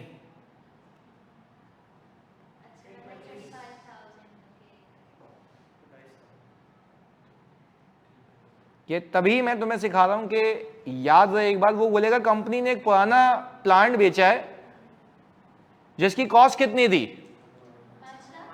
और अक्यूमुलेटेड डेप्रिसिएशन कितना था 1.25। तो अब जब आप अपनी अकाउंटिंग कर रहे होंगे तो मैं पता है क्या करूंगा, प्लीज सुनिएगा, यहां से यहां पे आती भी कॉस्ट है, जाएगी भी कॉस्ट, यहां पे आती भी कॉस्ट है और जाती भी कॉस्ट है। तो मैंने यहां पे क्या किया, सिंप्लिसिटी के लिए अपने आप को कहा कि भाई यहां से डिस्पोजल निकाल दो 5 लाख का, और इसकी एंट्री ये बनाई होगी प्लांट क्रेडिट 5 लाख से। क्लियर है? फिर मैंने कहा एक एसेट जब कॉस्ट ही नहीं रही तो उसको जितना आज तक यूज किया है उसका यूजेज भी निकाल के फेंक दो। तो जब मैं यूज जमा करता हूं तो क्रेडिट होता है, जब खत्म कर रहा हूं तो डेबिट हो जाएगा। तो हमने ये कहा कि भाई मैं यहां पे अक्यूमुलेटेड डेप्रिसिएशन 1 लाख, अच्छा 5 लाख को 1.25 को नेट करो, कैरिंग अमाउंट आ गई। 5 लाख को और 1.25 को नेट करो, क्या आ गई। और यूजुअली आपका एसेट आपकी किताबों से निकलता ही कैरिंग अमाउंट पे, जितने पे मौजूद है। पहले पता है क्या होता था, इसी अकाउंट में वो टेक्निकली कितने पे होता 375 पे, पर अभी भी 375 से ही निकल रहा है, पर कॉस्ट से निकल रही है अक्यूमुलेटेड से। अब कितने अकाउंट्स हैं 2। तो आपने अब सोचने का तरीका तब्दील करना है कि कॉस्ट को कॉस्ट से निकालोगे, अक्यूमुलेटेड को, हमने वही निकाल दिया, कुल मिला के नेट कितना बन गया 375। अच्छा अब मैं अगर कहूं कि इससे मुझे पैसे जो मिले हैं वो 4.25 मिले, तो बाकी गेन आ गया कितने का 50,000 का गेन आ गया आपके पास, ऐसा ही है। अच्छा तो अब आपके पास जो क्लोजिंग है वो कितना होगा, चेक कर लो, क्योंकि डिस्पोजल का ये भी तो निकालोगे ना। आ गया ये। अच्छा अब इस पूरे सिनेरियो में आपने जो की टेक अवे लेके जाना था पेपर के लिए वो ये कि एग्जामिनर आपको ओपनिंग कॉस्ट और क्लोजिंग कॉस्ट दे देगा। ओपनिंग कॉस्ट और, अच्छा वो आपको बताएगा कि इस साल जो है ओपनिंग कॉस्ट थी 5 लाख और क्लोजिंग कॉस्ट दी हुई 8 लाख, और बोलेगा एडिशन की है 8 लाख रुपए की और एक एसेट बेच दिया। तो यहां से जो क्रेडिट साइड पे बैलेंसिंग फिगर निकलेगी वो डिस्पोजल होगी, वो डेप्रिसिएशन नहीं होगा, क्योंकि डेप्रिसिएशन इस अकाउंट में बुक ही नहीं होता। डेप्रिसिएशन कहां बुक होता है, हाँ अब उलट, हाँ गेन प्रॉफिट एंड लॉस में, वो इन दोनों अकाउंट से पर्टेन। यहां पे देखो सिंपल, तभी तो हम उसूल सीख रहे हैं। ये जो है ना कॉस्ट अकाउंट, यहां पे से प्लांट की कॉस्ट आती है और कॉस्ट जाती है। अक्यूमुलेटेड में डेप्रिसिएशन आता है और अक्यूमुलेटेड रिवर्स होता है, उसके अलावा कुछ भी नहीं होता। हाँ गेन कहां जाता है प्रॉफिट एंड लॉस में, कैश कहां जाता है कैश अकाउंट में। यहां पे 2 चीजें घूमेंगी, एक प्लांट की कॉस्ट और दूसरा डेप्रिसिएशन। अच्छा जब आप नॉर्मली सवालात कर रहे थे मेरे साथ, उसके अंदर डेप्रिसिएशन भी एक ही अकाउंट में बुक हो रहा था, क्योंकि आप अलग मेंटेन, और यहां से ही कैरिंग अमाउंट निकल रही थी, क्योंकि यहां पे नेट मेंटेन हो रहा था, यानी डेप्रिशिएट होने के बाद। यहां पे क्या डेप्रिशिएट होने के बाद मेंटेन हो रहा है ओरिजिनल पे, और उसका अक्यूमुलेटेड वहां पर है। तो सिंपल उसूल रखो, जब एक एसेट बेचोगे तो कॉस्ट को कॉस्ट से निकालोगे, अक्यूमुलेटेड को। अब डेप्रिसिएशन निकालने का तरीका सिखाता हूं। आपको बोलेगा ओपनिंग डेप्रिसिएशन दी हुई है 1 लाख रुपए की और क्लोजिंग दी हुई 80।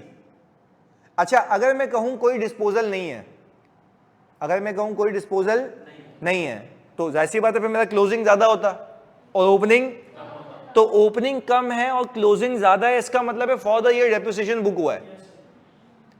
क्लियर है? तो बैलेंसिंग फिगर डेप्रिसिएशन भी निकाल सकते हो। उलट केस जो ये वाला है वो बोलेगा ओपनिंग इतना है क्लोजिंग इतना है, एक एसेट बेच दिया, तो आपका दिमाग चलेगा जब एक एसेट बेच दिया तो उसका अक्यूमुलेटेड रिवर्स हुआ होगा, तो उसका अक्यूमुलेटेड आप डेबिट साइड पर रख देना, ताकि balancing figure depreciation for the year आ जाए। पहले बताओ बात समझ आती है? दो अलग अलग अकाउंट मेंटेन करना समझ आते हैं? इसको कॉपी करो जल्दी से शुरू से जी। कौन सा वाला? नहीं, डेप्रिसिएशन एक्सपेंस ऑन होल्ड का मतलब ये है कि वो एसेट जो मैंने बेचा तो है पर जब तक यूज किया तब तक बुक किया है। सही है? तो 25,000 रुपए तो तब तक यूज किया है तब तक बुक किया है, 6 महीने का। अच्छा, अब समझने की बात, एक मिनट रुकिएगा। पहले अकाउंट तो समझ आ गए, कैश फ्लो पे अभी भी वही इंपैक्ट है। ये गेन जो है 50,000 रुपए का, इसको क्या करोगे? लेस, ताकि इंपैक्ट क्या हो जाए, और कैश आते हुए दिखा दोगे 4,25,000 का।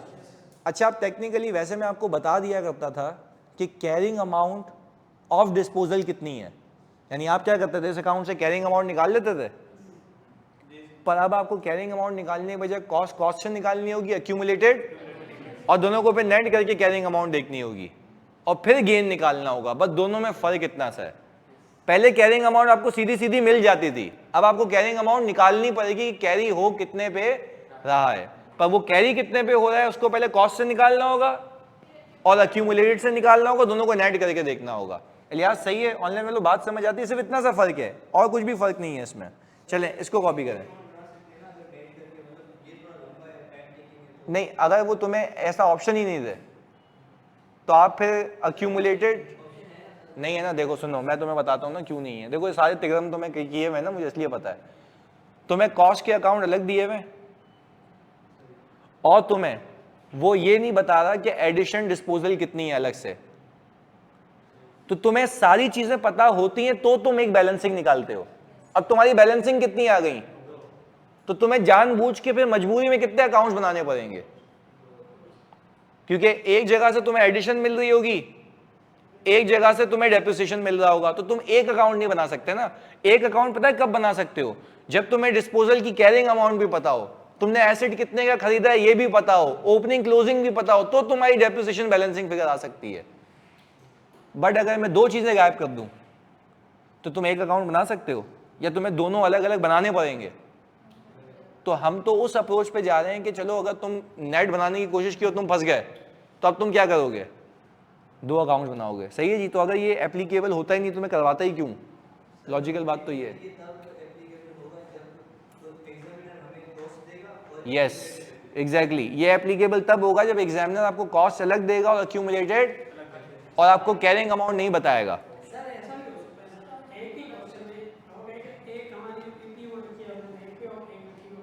ऐसा हो ही नहीं सकता ना। नेट देखो, नहीं बोल गलत रहे हो, वेरी रॉन्ग। ये नहीं हो सकता कि नेट पे रखी हुई है, रखता वो कॉस्ट पे ही है भाई। हिसाब किताब रखने का तरीका अलग होता है। यानी आप अपना जर्नल कैसे मेंटेन करते हो ये आपका मसला है, ये अपना जर्नल कैसे मेंटेन करता है ये इसका मसला है, पर दोनों ने रखा हुआ तो कॉस्ट पे ही है ना। अब ये एक ही जर्नल में अकाउंटिंग भी कर ले, ऑडिटिंग भी कर ले, सब कर ले, हिसाब किताब तो कर रहा है ना। तो ये हिसाब किताब के तरीके हैं कि एक लेजर बनाओ या दो लेजर बनाओ, दोनों में से सवाल का जवाब वही निकलना है। क्लियर है?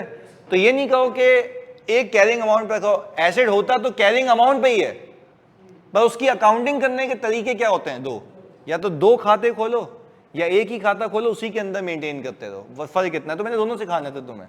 अब एग्जामिनर जो भी पूछे, अब पूछो, कोई पूछा है तो।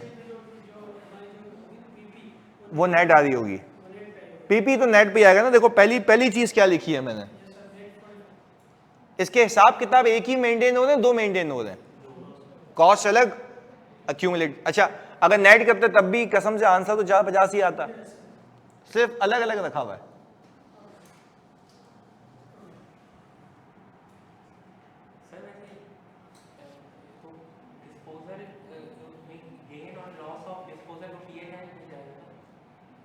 वो तो हमेशा।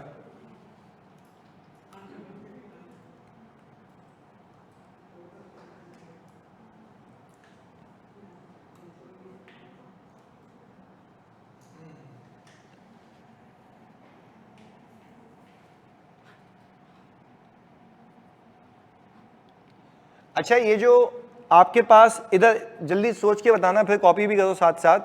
ये जो प्लांट 5 लाख रुपए का निकला है, इसका कैश फ्लो का इंपैक्ट है? नहीं है। इस अक्यूमुलेटेड डेप्रिसिएशन का कैश फ्लो का इंपैक्ट है? ये सिर्फ कैरिंग अमाउंट निकालने के लिए अपने अपने अकाउंट से हटा रहा हूं। यानी मैं ये कह रहा हूं जो चीज रही नहीं उसको रखने का फायदा, और जो चीज रही नहीं उसको रखने का फायदा नहीं है। तो कॉस्ट को कॉस्ट से निकाला, यूजेज को यूजेज से निकाला। नेट कितना निकाला? 375। यस, 375 निकाला। 375 की चीज के पैसे कितने मिले?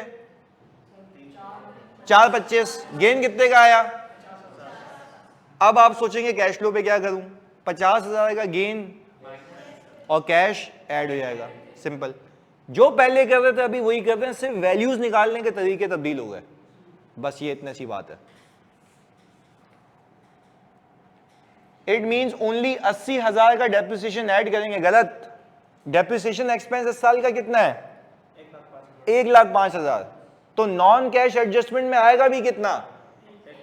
क्योंकि भाईजान आप ये जो 1,25,000 का डेप्रिसिएशन निकाल रहे हो ना, उसमें फॉर द ईयर का बुक करने के बाद है, तो डेप्रिसिएशन तो पूरा है। इलियास, बात समझ आ रही है? डेप्रिसिएशन एक्सपेंस पूरा है।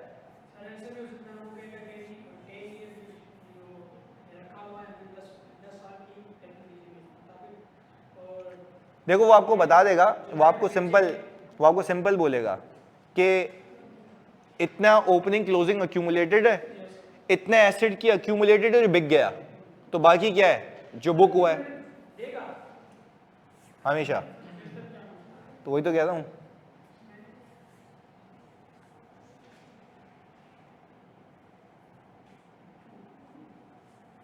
अच्छा वापस से देखो, यहां पे हमारे हुसैन भाई कह रहे हैं कि सर ये पेपर में जिस तरह गिवन होगा ना उसकी शॉर्ट इलस्ट्रेशन दें। और वही सुनते हैं तो सुनिएगा। पेपर में वो आपको ओपनिंग कॉस्ट दे देगा, क्लोजिंग कॉस्ट दे देगा। जल्दी तुम लोगों ने बताना है। ओपनिंग कॉस्ट देगा और वो कहेगा इतने की एडिशन हुई है।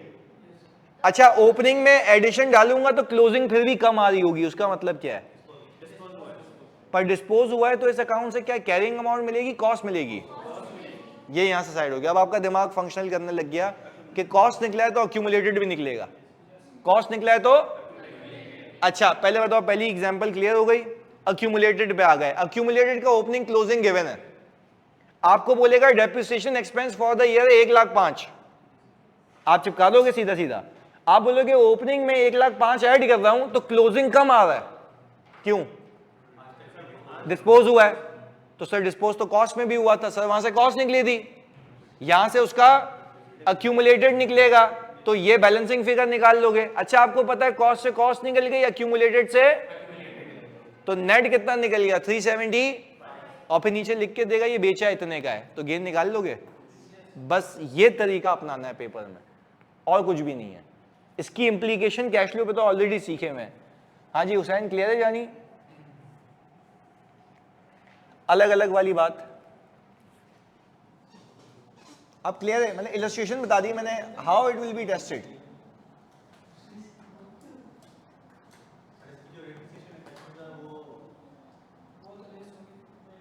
ऐड होगी ना, ये दोनों ऐड हो जाएंगे।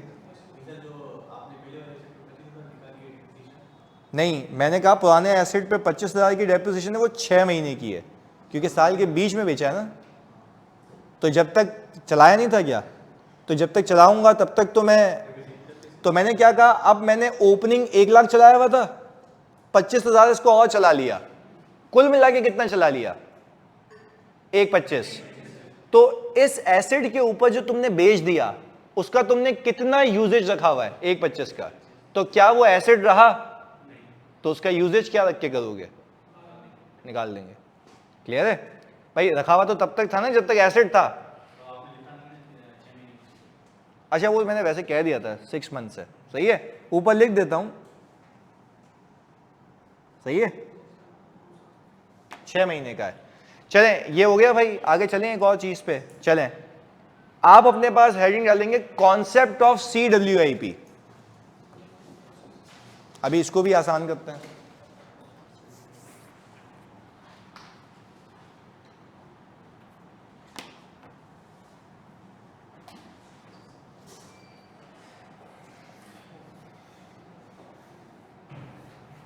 अच्छा, कॉन्सेप्ट ऑफ CWIP का मतलब यह है work in progress, capital work in progress.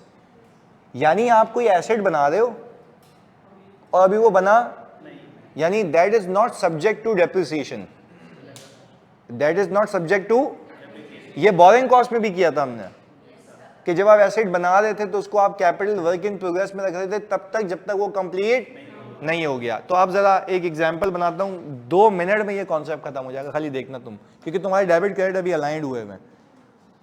2023 2024 focus होके देखिएगा यहां पे। पीपी का नेट अकाउंट बना देता हूं, पीपी का नेट या एक्यूमुलेटेड जो भी कहो, अलग अलग रख लेते चलो, तुमने भी ताजा ताजा सीखा है ना,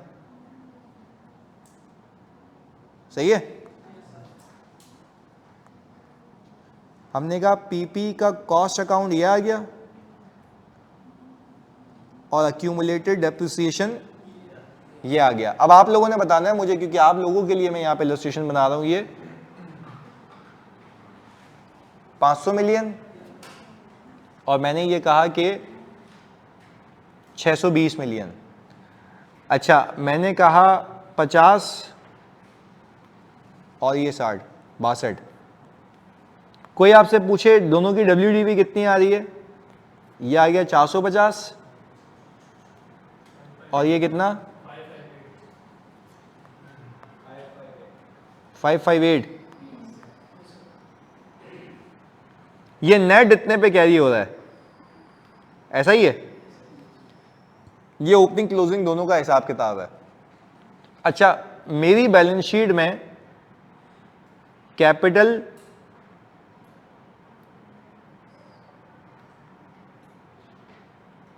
वर्क इन प्रोग्रेस आ रहा है, ओपनिंग है 0 और क्लोजिंग आ रहा है कोई हमारे पास 75।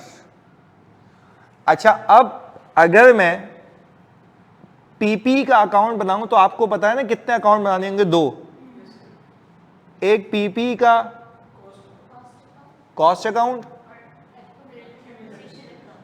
और एक्यूमुलेटेड डेप्रिसिएशन का अकाउंट। चलें, हमने ये कहा कि पीपी के कॉस्ट अकाउंट में ओपनिंग 500 है। अच्छा, मैं अगर यहां पे लिखूं ऊपर नो डिस्पोजल, कोई डिस्पोजल नहीं है, तो यहां पे तो मैं कहूंगा कि डिस्पोजल की वैल्यू, और ये कॉस्ट अकाउंट है। अच्छा, इसका मतलब है एडिशन आई है कितने की, 120 की। क्या इस 120 को आप कैश फ्लो के अंदर ऐड कर देंगे? आप इस 120 को कैश फ्लो के अंदर लेस कर देंगे। खरीदा है आपने, लेस करेंगे ना, खरीदा है, क्योंकि आप ये कहेंगे कि आपका ये कैपिटल एक्सपेंडिचर है, आपका ये कैपिटल एक्सपेंडिचर। चलें, ये भी बात समझ आ गई। हम यहां पे आए ओपनिंग और क्लोजिंग, ये 50 है। अच्छा, अगर कोई डिस्पोजल नहीं है तो इसका मतलब है कोई भी मेरा अक्यूमुलेटेड रिवर्स, यानी कोई एसेट ही नहीं गया यार, तो मैं रिवर्स क्यों करूंगा? तो आप कहने का मतलब यह है कि सर यहां पे मैं ऑल टुगेदर डेप्रिसिएशन एक्सपेंस निकाल सकता हूं 12 का। क्या ये एड बैक हो जाएगा? ये है, समझ आई बात कि कैसे सवाल में गिवन होगा। अच्छा, अब इधर opening capital work in progress है 0, ये है 75। इसका मतलब यह है कि कंपनी ने इस साल खर्चा किया है कैपिटल वर्क इन, यानी हम कह रहे हैं ओपनिंग 0 और क्लोजिंग 70। तो सर अगर क्लोजिंग 75 है तो मुझे पता है, ये लगता है कि अगर मैं समझ पाऊं कि इस साल कंपनी ने 75 मिलियन कॉन्ट्रैक्टर को दिए हैं जो एसेट कंप्लीट नहीं हुआ, ऐसा है? तो उसकी एंट्री तो ये बनी होगी ना, CWIP डेबिट कैश क्रेडिट कितने से, 75 से। तो क्या सर 75 को कैश एडिशन मान लें? पेबल भी हो सकता है, तो फिर उसका कैश का इंपैक्ट नहीं आएगा। एग्रीड? चलें आगे। अब मैं कह रहा हूं कि क्या आप अपनी इन्वेस्टिंग एक्टिविटी में 120 लेंगे? यस, साथ साथ ये भी ले लेना। तो क्या हम ये कह सकते हैं कि मैं इसको अगर इसमें मिला दूं तो क्या ये हो गया 195? आप कहेंगे ये अमाउंट है cash paid to acquire PP and CWIP, या कैपिटल एक्सपेंडिचर लिख देंगे, बात एक ही है। क्योंकि ये दोनों ऐसे पैसे हैं जो एक्सपेंस नहीं है, ये दोनों ऐसे पैसे हैं जो एक्सपेंस, ये कैपिटल एक्सपेंडिचर है, दोनों जेब से जा चुके हैं जिसका प्रॉफिट का कोई इंपैक्ट नहीं है। तो आपके सामने आपने ये माइनस कर दिया। तो पहले बताओ कैपिटल वर्क इन प्रोग्रेस का आना समझ आया? पक्की बात है। चलें जी, और जब इतना कर लिया तो इसी एग्जाम्पल में अगर मैं यही ट्विस्ट करूं इसी के साथ, मैंने कहा मैं पूरी एग्जाम्पल कॉपी करता हूं ये वाली, ताकि तुम लोगों को इसी पे क्लैरिफाई कर पाऊं। ये पूरी एग्जाम्पल यहां पे ये कॉपी कर लेता हूं मैं।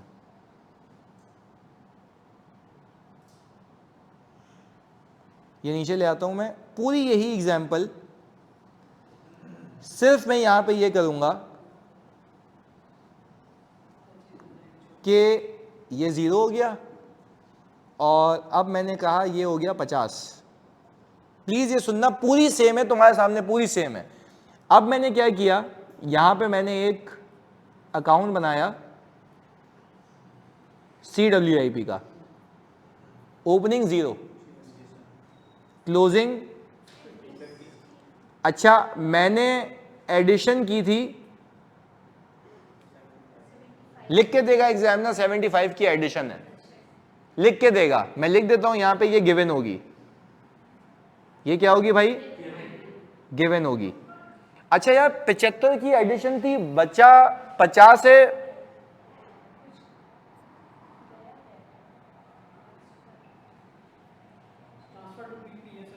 ट्रांसफर टू कितना गया है? अच्छा, तो मैं ये आज तक एग्जामिनर ने पूछा नहीं है बाय द वे, भाई से समझाने के लिए, क्योंकि आपने पीपी बनाने के लिए लगाया, कुछ बन गया, ट्रांसफर हो गया, कुछ बच गया। अच्छा जब ये ट्रांसफर हुआ तो इसकी एंट्री आई होगी पीपी डेबिट,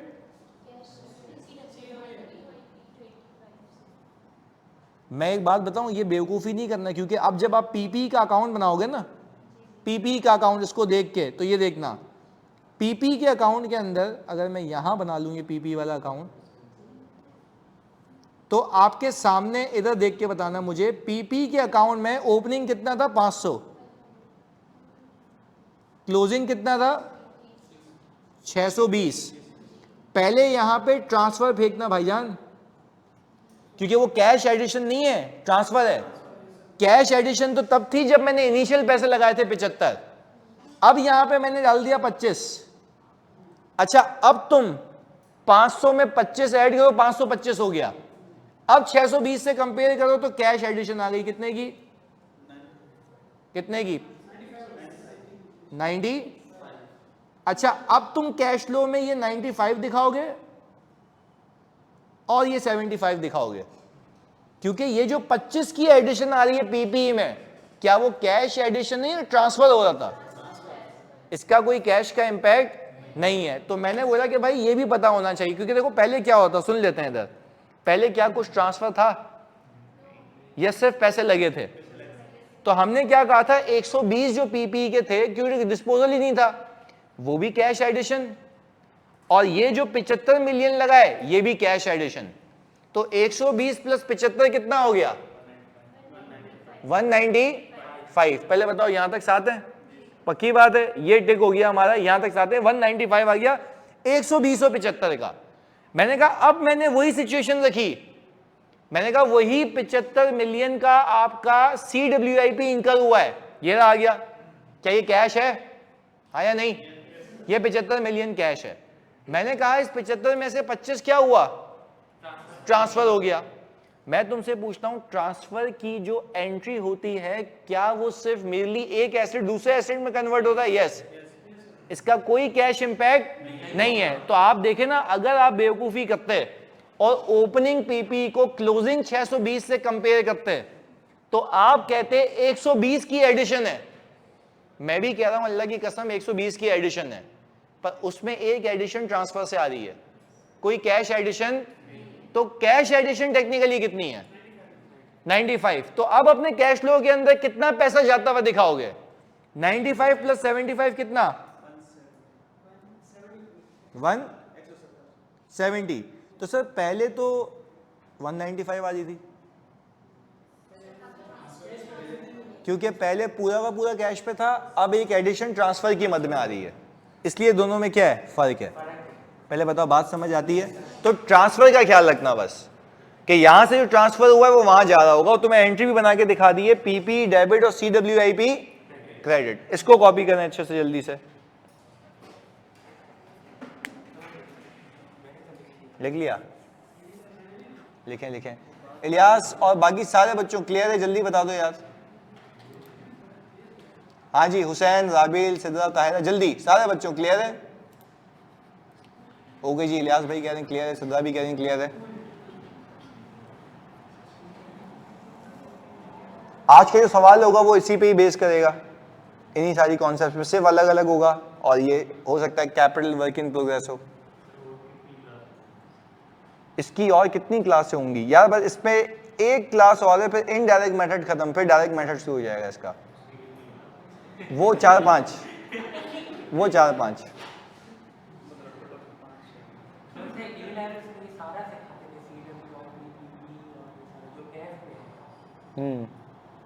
ये तो होना भी चाहिए ना, पता होना चाहिए कि पूरा हिसाब किताब।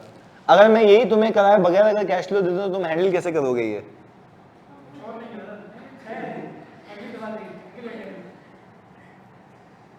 दोनों मिक्स आते हैं सिद्धा, कि कभी वो कहता है कि इस मेथड से कैश फ्लो कर लें, कभी इस मेथड से कर लें।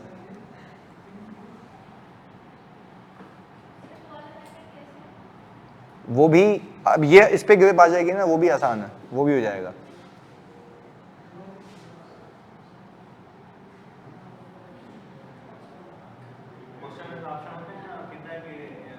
बताता है वो, खुद बताता है क्लास में, उसमें क्लास में कह रहा हूँ, क्वेश्चन में बताता है।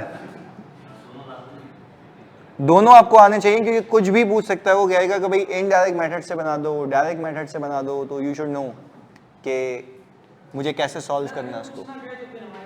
कुछ नहीं कह रहा तो वो तुम्हें बुलाना चाह रहा है वापस।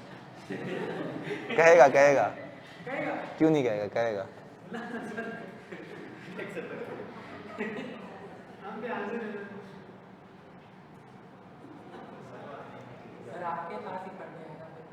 नहीं अल्लाह ना करे, आप मतलब पास हो जाओगे। फीस यार मैटर नहीं करती। ये हो गया जानी यहाँ तक कॉपी?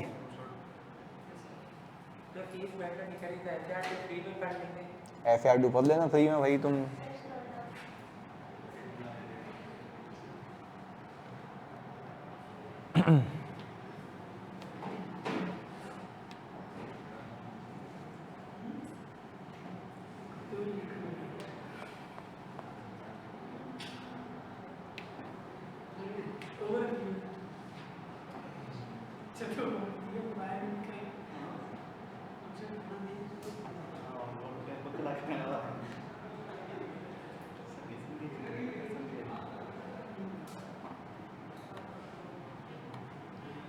हो गया ये कॉपी?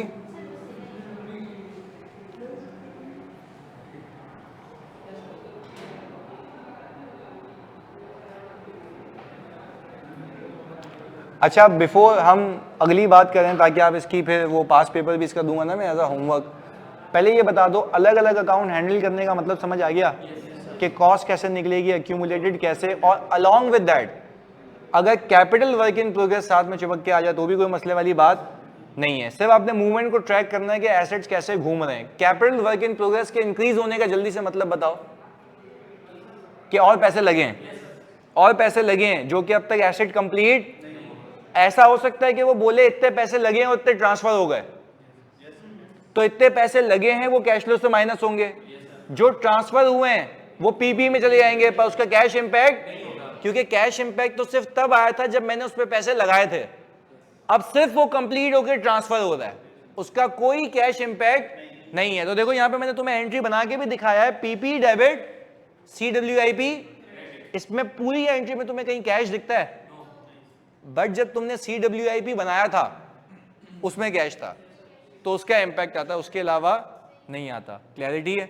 चलें, अब एक आखिरी चीज, फिर हम अगले पास पेपर की चीजों को हैंडल करने के लायक हो जाएंगे, जिसका नाम है concept of insurance claim. Concept तो बेसिकली नहीं है, ये है अकाउंटिंग ही, पर मुसीबत ये है कि तुम लोग पेल के आए हो बचपन में, वो PRC में, सही है? तो उस चीज को सही करने के लिए मुझे यहाँ मुसीबत, मैं बाखुदा बता रहा हूँ, मैं पहला टॉपिक की कैश फ्लो कराता हूँ वैसे, ताकि बच्चे की अकाउंटिंग थोड़ी पॉलिश हो जाए। इस बार मैंने बस ये किया कि मैंने पहले बोरिंग कॉस्ट से शुरू किया और फिर IP, ताकि दो छोटे छोटे स्टैंडर्ड हो जाएं, ताकि हल्का फुल्का निकल जाए। अब यहाँ पे आके हम वापस से वो सारे अकाउंट्स को पक्के कर रहे हैं, बट एनीवेज वो हो गया तो हो गया। अब हम क्या, किसका? इसकी मैं एक पेज की समरी दे दूंगा आज तुम्हें, वो पूरी तुम्हें एक पेज पे दिखेगी। हाँ, उसका प्लानर तो मैंने वैसे सॉले से भिजवाया भी है, मैं वापस भेज देता हूँ, सही है? वो तो हो जाएगा। चलें जी, ओके, आगे। अब मुझे बताएं कि sir concept of insurance claim, इस पे जरा हम बात कर लेते हैं। मैंने कहा सर, मैंने अज्यूम ये किया कि 2023 में हम एक PP का अकाउंट बनाते हैं,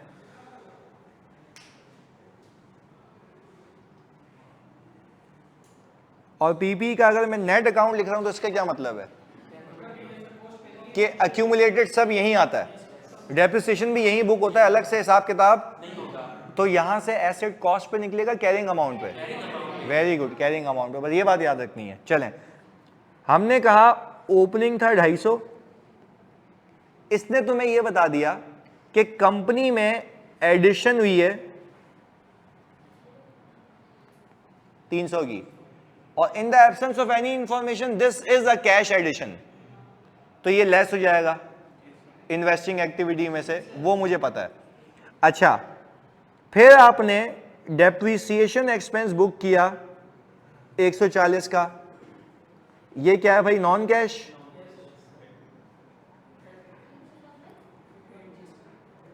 एड बैक हो जाएगा, और ये इन्वेस्टिंग से हम खाली ये रिकॉल करने के लिए लिखते रहते हैं कि इन्वेस्टिंग से लेस हो जाएगा। अच्छा, फिर उसने लिख के दिया आपको, ये बड़ी अहम बात है, 2023 की बात कर रहा हूं मैं, 2023 में उसने आपको ये लिख के दिया जब कैश फ्लो बना रहे हो कि वन एसेट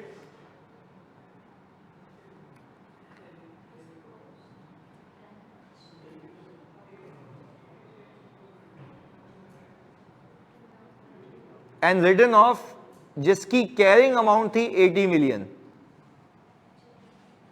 जिसकी कैरिंग अमाउंट थी 80 मिलियन। अच्छा, अब जरा एक बात को जरा फोकस होकर सुनना है।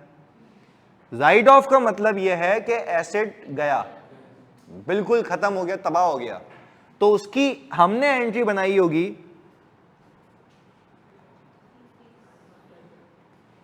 Right of expense debit 80 million से। एग्रीड? हमने क्या कहा, यहां पे राइट ऑफ डाल दिया होगा,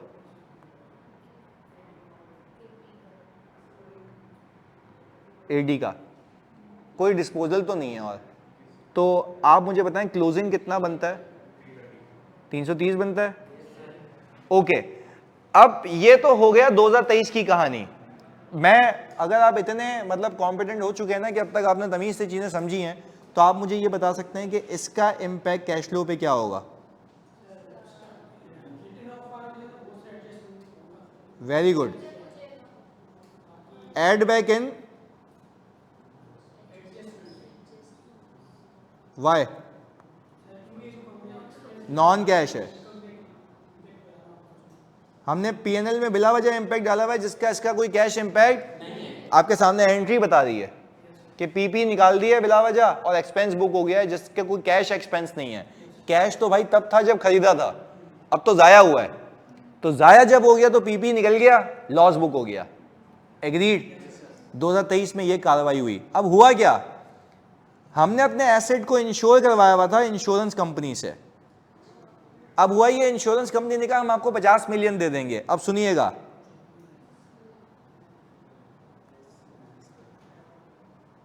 इंश्योरेंस रिसीवेबल डेबिट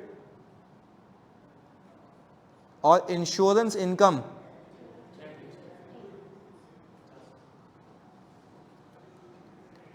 मैं तुम सबसे पूछता हूं, क्या ये इंश्योरेंस इनकम 50 मिलियन की 2023 के प्रॉफिट में होगी?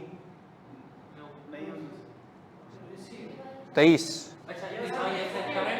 होगी, 2023 के प्रॉफिट में होगी, क्योंकि इनकम इनकम होती है, रिसीव हो या भाई देखो, जैसे लॉस लॉस था ना, गया ना, आपने इसको तो ऐड बैक कर दिया। अब मैं आपसे पूछ रहा हूं कि 2023 में अगर आप लोगों को एक इंश्योरेंस कंपनी कह रही है कि आपको मैं पैसे दे दूंगी है, तो 2024 में देगी भले, पर इनकम तो इस साल की है ना, तो मैंने इंश्योरेंस रिसीवेबल को डेबिट किया और इंश्योरेंस इनकम को। अच्छा, आप कहने का मतलब यह है कि दो बातें अब यहां पे कनेक्टेड हो ना, ये मेरे इनकम में शामिल है 2023 की। मैं आपसे पूछता हूं, क्या ये इनकम में शामिल होगा प्रॉफिट में? यस। हम यहां पे लिख रहे हैं included in PNL of 2023। PNL profit 2023 का है,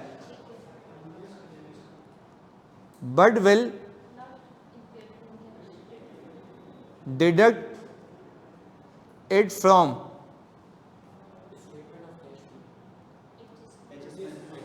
एडजस्टमेंट्स इन कैश फ्लो, क्योंकि इसका कोई कैश इंपैक्ट नहीं है, पैसा आई नहीं, आप लेस कर देंगे। अच्छा, अब पहले बताओ, यहां तक बात समझ आती है? पक्की बात है, हम इसको लेस कर देंगे। यहां तक हमें क्लैरिटी हो गई। ऑनलाइन वालों प्लीज श्योरिटी दे दो, यहां तक बात समझ आती है? ये हो गया होगा 23 में। अब 23 में वर्किंग कैपिटल भी होगा, उसमें ये 50 आ रहा होगा। भाई वर्किंग कैपिटल के अदर रिसीवेबल में 50 आ रहा होगा ना, क्या बात रहने दोगे? वहां से भी हटाओगे, क्योंकि आप इसको ऑलरेडी एडजस्ट कर चुके हो। तो पहले बताओ, ये बात समझ आई? ये बात हो गई 2023 की। 2023 के मामला तुमने सीख लिए, फिर रिपीट कर रहा हूं। इंश्योरेंस क्लेम का क्या करना है ये समझ आ गया। इंश्योरेंस क्लेम एक इनकम है जो कि 2023 के प्रॉफिट में ऑलरेडी बुक, हमने उसको हटा दिया क्योंकि रिसीव नहीं हुई है। और अदर रिसीवेबल में रहने दूं या वहां से भी हटा दूं, क्योंकि हम इसको एडजस्ट अलग से उसमें रहने देंगे तो कितनी बार हो जाएगा? 2 बार। हमने यहां तक सीख लिया। 2023 हो गया क्लोज। हमने कहा इसको हम वर्किंग कैपिटल में क्लोजिंग अदर रिसीवेबल से क्या कर देंगे? लेस कर देंगे। ये हमने बस याद दहानी के लिए लिख दिया कि ये हुआ होगा। अच्छा, अब आप आ गए 2024 में, करंट ईयर। अच्छा, अब मुझे यहां पे दिया हुआ होगा ट्रेड एंड अदर रिसीवेबल 2023 और 2024। अब मैं अगर ये कहूं कि मेरे पास 550 दिया हुआ है और दिया हुआ है मेरे पास ये 300, ट्रेड एंड अदर रिसीवेबल, और मैं आपको इस साल लिख के दूं 24 में, आप कैश फ्लो किसका बना रहे हो? 24 का। 24 में मैं आपको लिख के दूं कि पिछले साल एक एसेट राइट ऑफ हुआ था, तो लॉस कब बुक हुआ होगा? एडजस्ट कब हुआ होगा? बात समझ आ गई? इस साल उसका कोई इंपैक्ट, और अकाउंट से निकल भी चुका होगा, पीपी में मौजूद, आपके सामने पीपी से निकल गया है 80 का। सही है? अच्छा, फिर बोले जिसके ऊपर इंश्योरेंस क्लेम था 50 मिलियन का, वो इनकम कब बुक हुई होगी? तो एडजस्ट भी इस साल की। अच्छा, लिख के देगा वो कि इस साल वो पैसे रिकवर हो गए, यानी हम ये कह रहे हैं ₹50 मिलियन रिकवर्ड दिस ईयर। मैं आपसे एक सवाल पूछता हूं, क्या इस साल पीपी के अकाउंट में कोई एडजस्टमेंट होगी या वो हो गई? जो निकलना था निकल गया अकाउंट से पिछले साल। अब जब आप वर्किंग कैपिटल चेंजेस पार्क करेंगे रिसीवेबल की, तो आपको देखो ऐसा लग रहा है कि 250 आ रहे हैं, 250 मिलियन डेटर से रिसीव हो रहा है, जबकि इसमें से 50 मिलियन डेटर से रिसीव नहीं हो रहा। वो किससे हो रहा है? इंश्योरेंस से। तो आप मुझे एक बात बताओ, जब मैं अभी वर्किंग कैपिटल बनाऊंगा तो क्या इसको 550 रखूं या 500 रखूं? अब जो मेरे पास डिक्रीज इन रिसीवेबल आएगा वो कितना है? अब ये पैसा लग रहा है कि सेल्स की रिकवरी हुई है, तो वो 50 कहां गया? वो इन्वेस्टिंग एक्टिविटी में दिखाऊंगा अभी, क्योंकि इनकम तो पिछले साल की थी। आप इस साल एंट्री क्या बनाएंगे?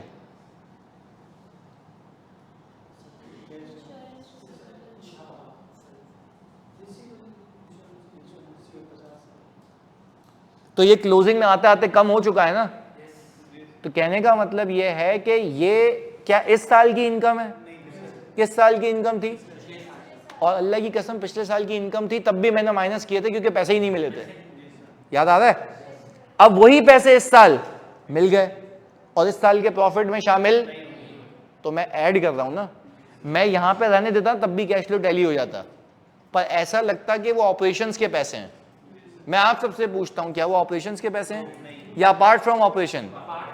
तो फिर मैं इन्वेस्टिंग में दिखाऊंगा ना इसको, क्योंकि ये पैसे पीपी के बिकने से आए। यस बिल्कुल। तो यही वो वाली पूरी कहानी चल रही है। पर पहले बताओ, पूरी इंश्योरेंस क्लेम की लॉजिक समझ आती है? तो बिला वजह एक हैसल क्रिएट नहीं हो, हमने उस पर कहानी बना के सीख लिया। एग्रीड? तो इस 50 को आप कौन सी एक्टिविटी में दिखाएंगे? इन्वेस्टिंग एक्टिविटी में। यहां से ओपनिंग से हटा देना।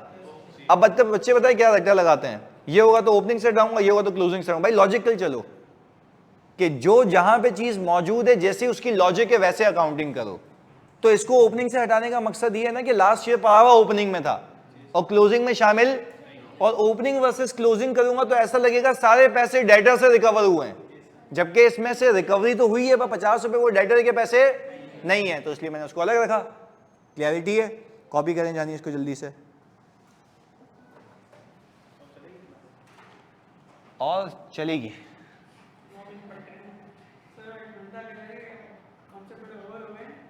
नहीं, आज तो दो ही तो कॉन्सेप्ट दिए तुम्हें। दो कॉन्सेप्ट, एक था कॉस्ट अक्यूमुलेटेड अलग अलग CWIP, और एक ये। नहीं ये भी लिख लो ना, ताकि मैं आपको पास पेपर दे दूं ना इसके साथ। लिखो लिखो।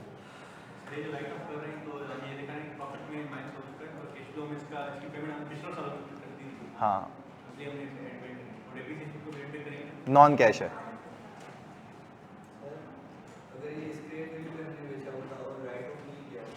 तो कोई गेन आता या लॉस आता, वो भी एडजस्ट हो जाता। यस, उसका वही लॉस वाला ट्रीटमेंट करते, पैसे दिखा देते जितने आए हैं उसके। जो पीपी बेचते ना लॉस पे, तो स्क्रैप करते तो वही वाली अकाउंटिंग हो जाती। इन्वेस्टिंग में ही आता, पैसे तो इन्वेस्टिंग के आते हैं ना।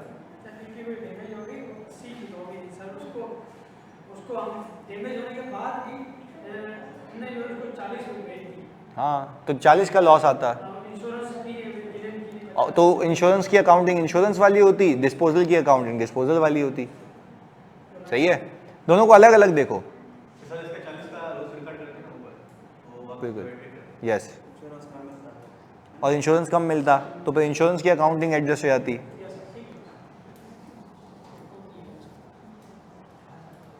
हाँ जी, स्क्रॉल करें उसको।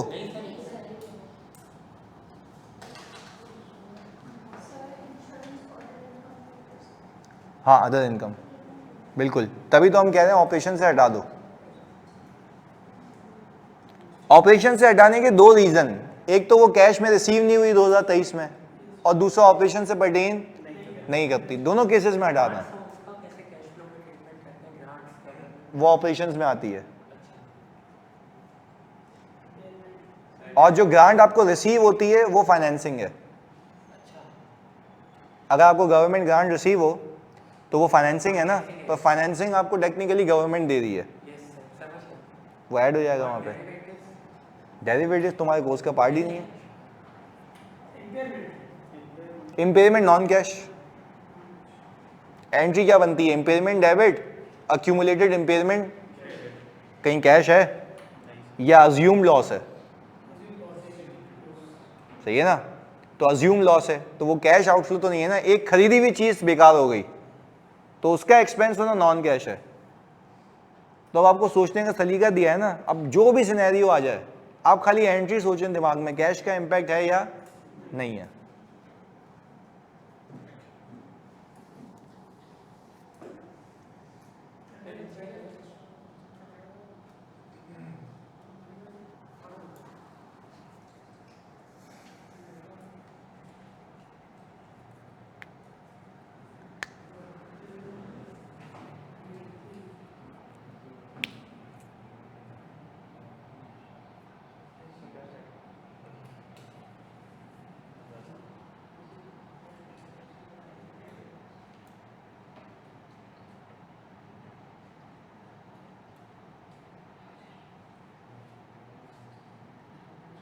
हाँ जी, डन।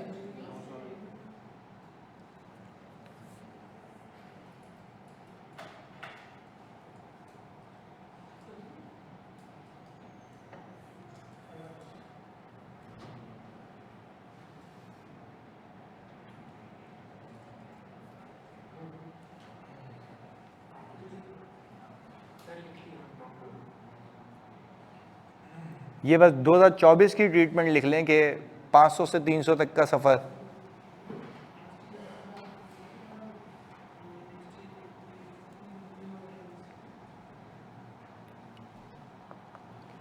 तुम लोग वैसे 2 घंटे में थक जाते हो यार क्लास में।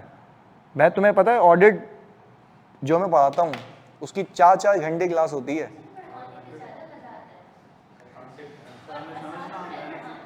कॉन्सेप्ट की बात नहीं है, तुम लोग अभी वाकई मतलब मैं तुम्हें लिटरली बता रहा हूँ, मतलब not to be above myself but तुम cash flow, consolidation, NPO, PP, ये कभी तुम मार्केट में पूछ लेना कि सबसे तगड़े इधर हैं।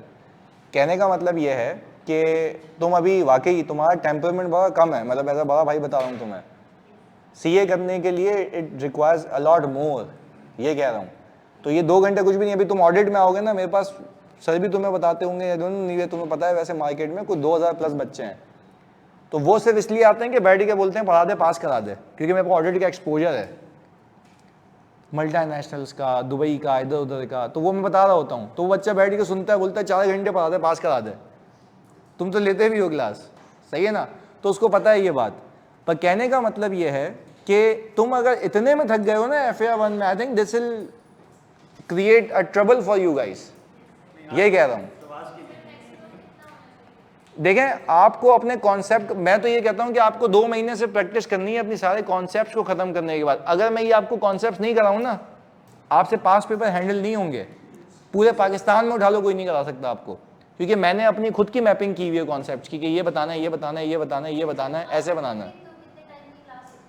मेरे टाइम पे तो मेरे पास तो पैसे नहीं होते थे क्लास की, पहली बात तो मैं खुद पढ़ता था तकरीबन, सही है, मैं तकरीबन मेजॉरिटी सब्जेक्ट खुद पढ़े, मेजॉरिटी, तो पैसे ही नहीं होते थे तो कहाँ से पढ़ता मैं। यूट्यूब नहीं, मतलब इतना भी पुराना नहीं हूँ भाई, क्या हो गया ये अभी मैं इधर, तो ऐसा नहीं है। पर कहने का मकसद ये है कि आपने समझ के चीज़ें करनी है। देखो मैं जिस तरीके का आज का बच्चा है ना, वो टीचर पे बहुत रिलाय कर रहा होता है, तो उसको ना मैं ब्रीच करता हूँ ना सर ब्रीच करते हैं, हम लोग बड़ा उसको मोहतात होकर लेके चल रहे होते हैं। पर एक वक्त पे जब टीचर देखता है ना कि यार बच्चे मतलब थोड़े से वो डिस्ट्रैक्ट हो रहे हैं या बच्चे इंटरेस्ट नहीं ले रहे अपनी ही पढ़ाई के लिए, तो वो टीचर बोलते हैं मेरे पास रिकॉर्डेड लेक्चर पढ़े मैं दे देता हूँ, मेरा काम तो खत्म हो जाएगा। मैं तो दे भी सकता हूँ ना, वो तो हम तो बैचेस से पढ़ा रहे हैं, हमारे पास तो सारे कॉन्सेप्ट रिकॉर्डेड हैं, पर ये तुम्हें कोई नहीं बताएगा चीज़ें। तुम किसी और इंस्टीट्यूट के बच्चे से सिर्फ इतना कम्पीट कर लेना कि कैश फ्लो में किसका हाथ पहले साफ है, लॉजिक वाइज भी वहां पर रट्टा लगाया जाता है यार कि पहले फॉर्मेट बताते मतलब चिपकाओ। हाँ तो वो नहीं करा रहा मैं तो तुम्हें सोचने का सलीका दे रहा हूँ। तो मेरी तुमसे रिक्वेस्ट है कि अभी थोड़ा सा सीरियसनेस लेके आओ, सीरियसनेस इन द सेंस कि काम टाइम पे करना है, होमवर्क करना है, सवालात मांगने हैं, ये सारी चीज़ें। ये फ्री के नंबर होंगे तुम्हारे एग्जाम में, 18 नंबर में से अगर तुमने 15 भी ले ली है तो इसका मतलब है बाकी जंग 35 नंबर की है। पिछले 2 चैप्टर का मैंने आपको कहा इसी हफ्ते ले लूंगा मैं, क्योंकि मैं वाकई बहुत बिजी था उसमें फ्राइडे सही है। चलें अब मुझे एक बात बताएं, इधर मैं ज़रा यहाँ पे आपको एक सवाल खाली वो निकाल के दे दूं जो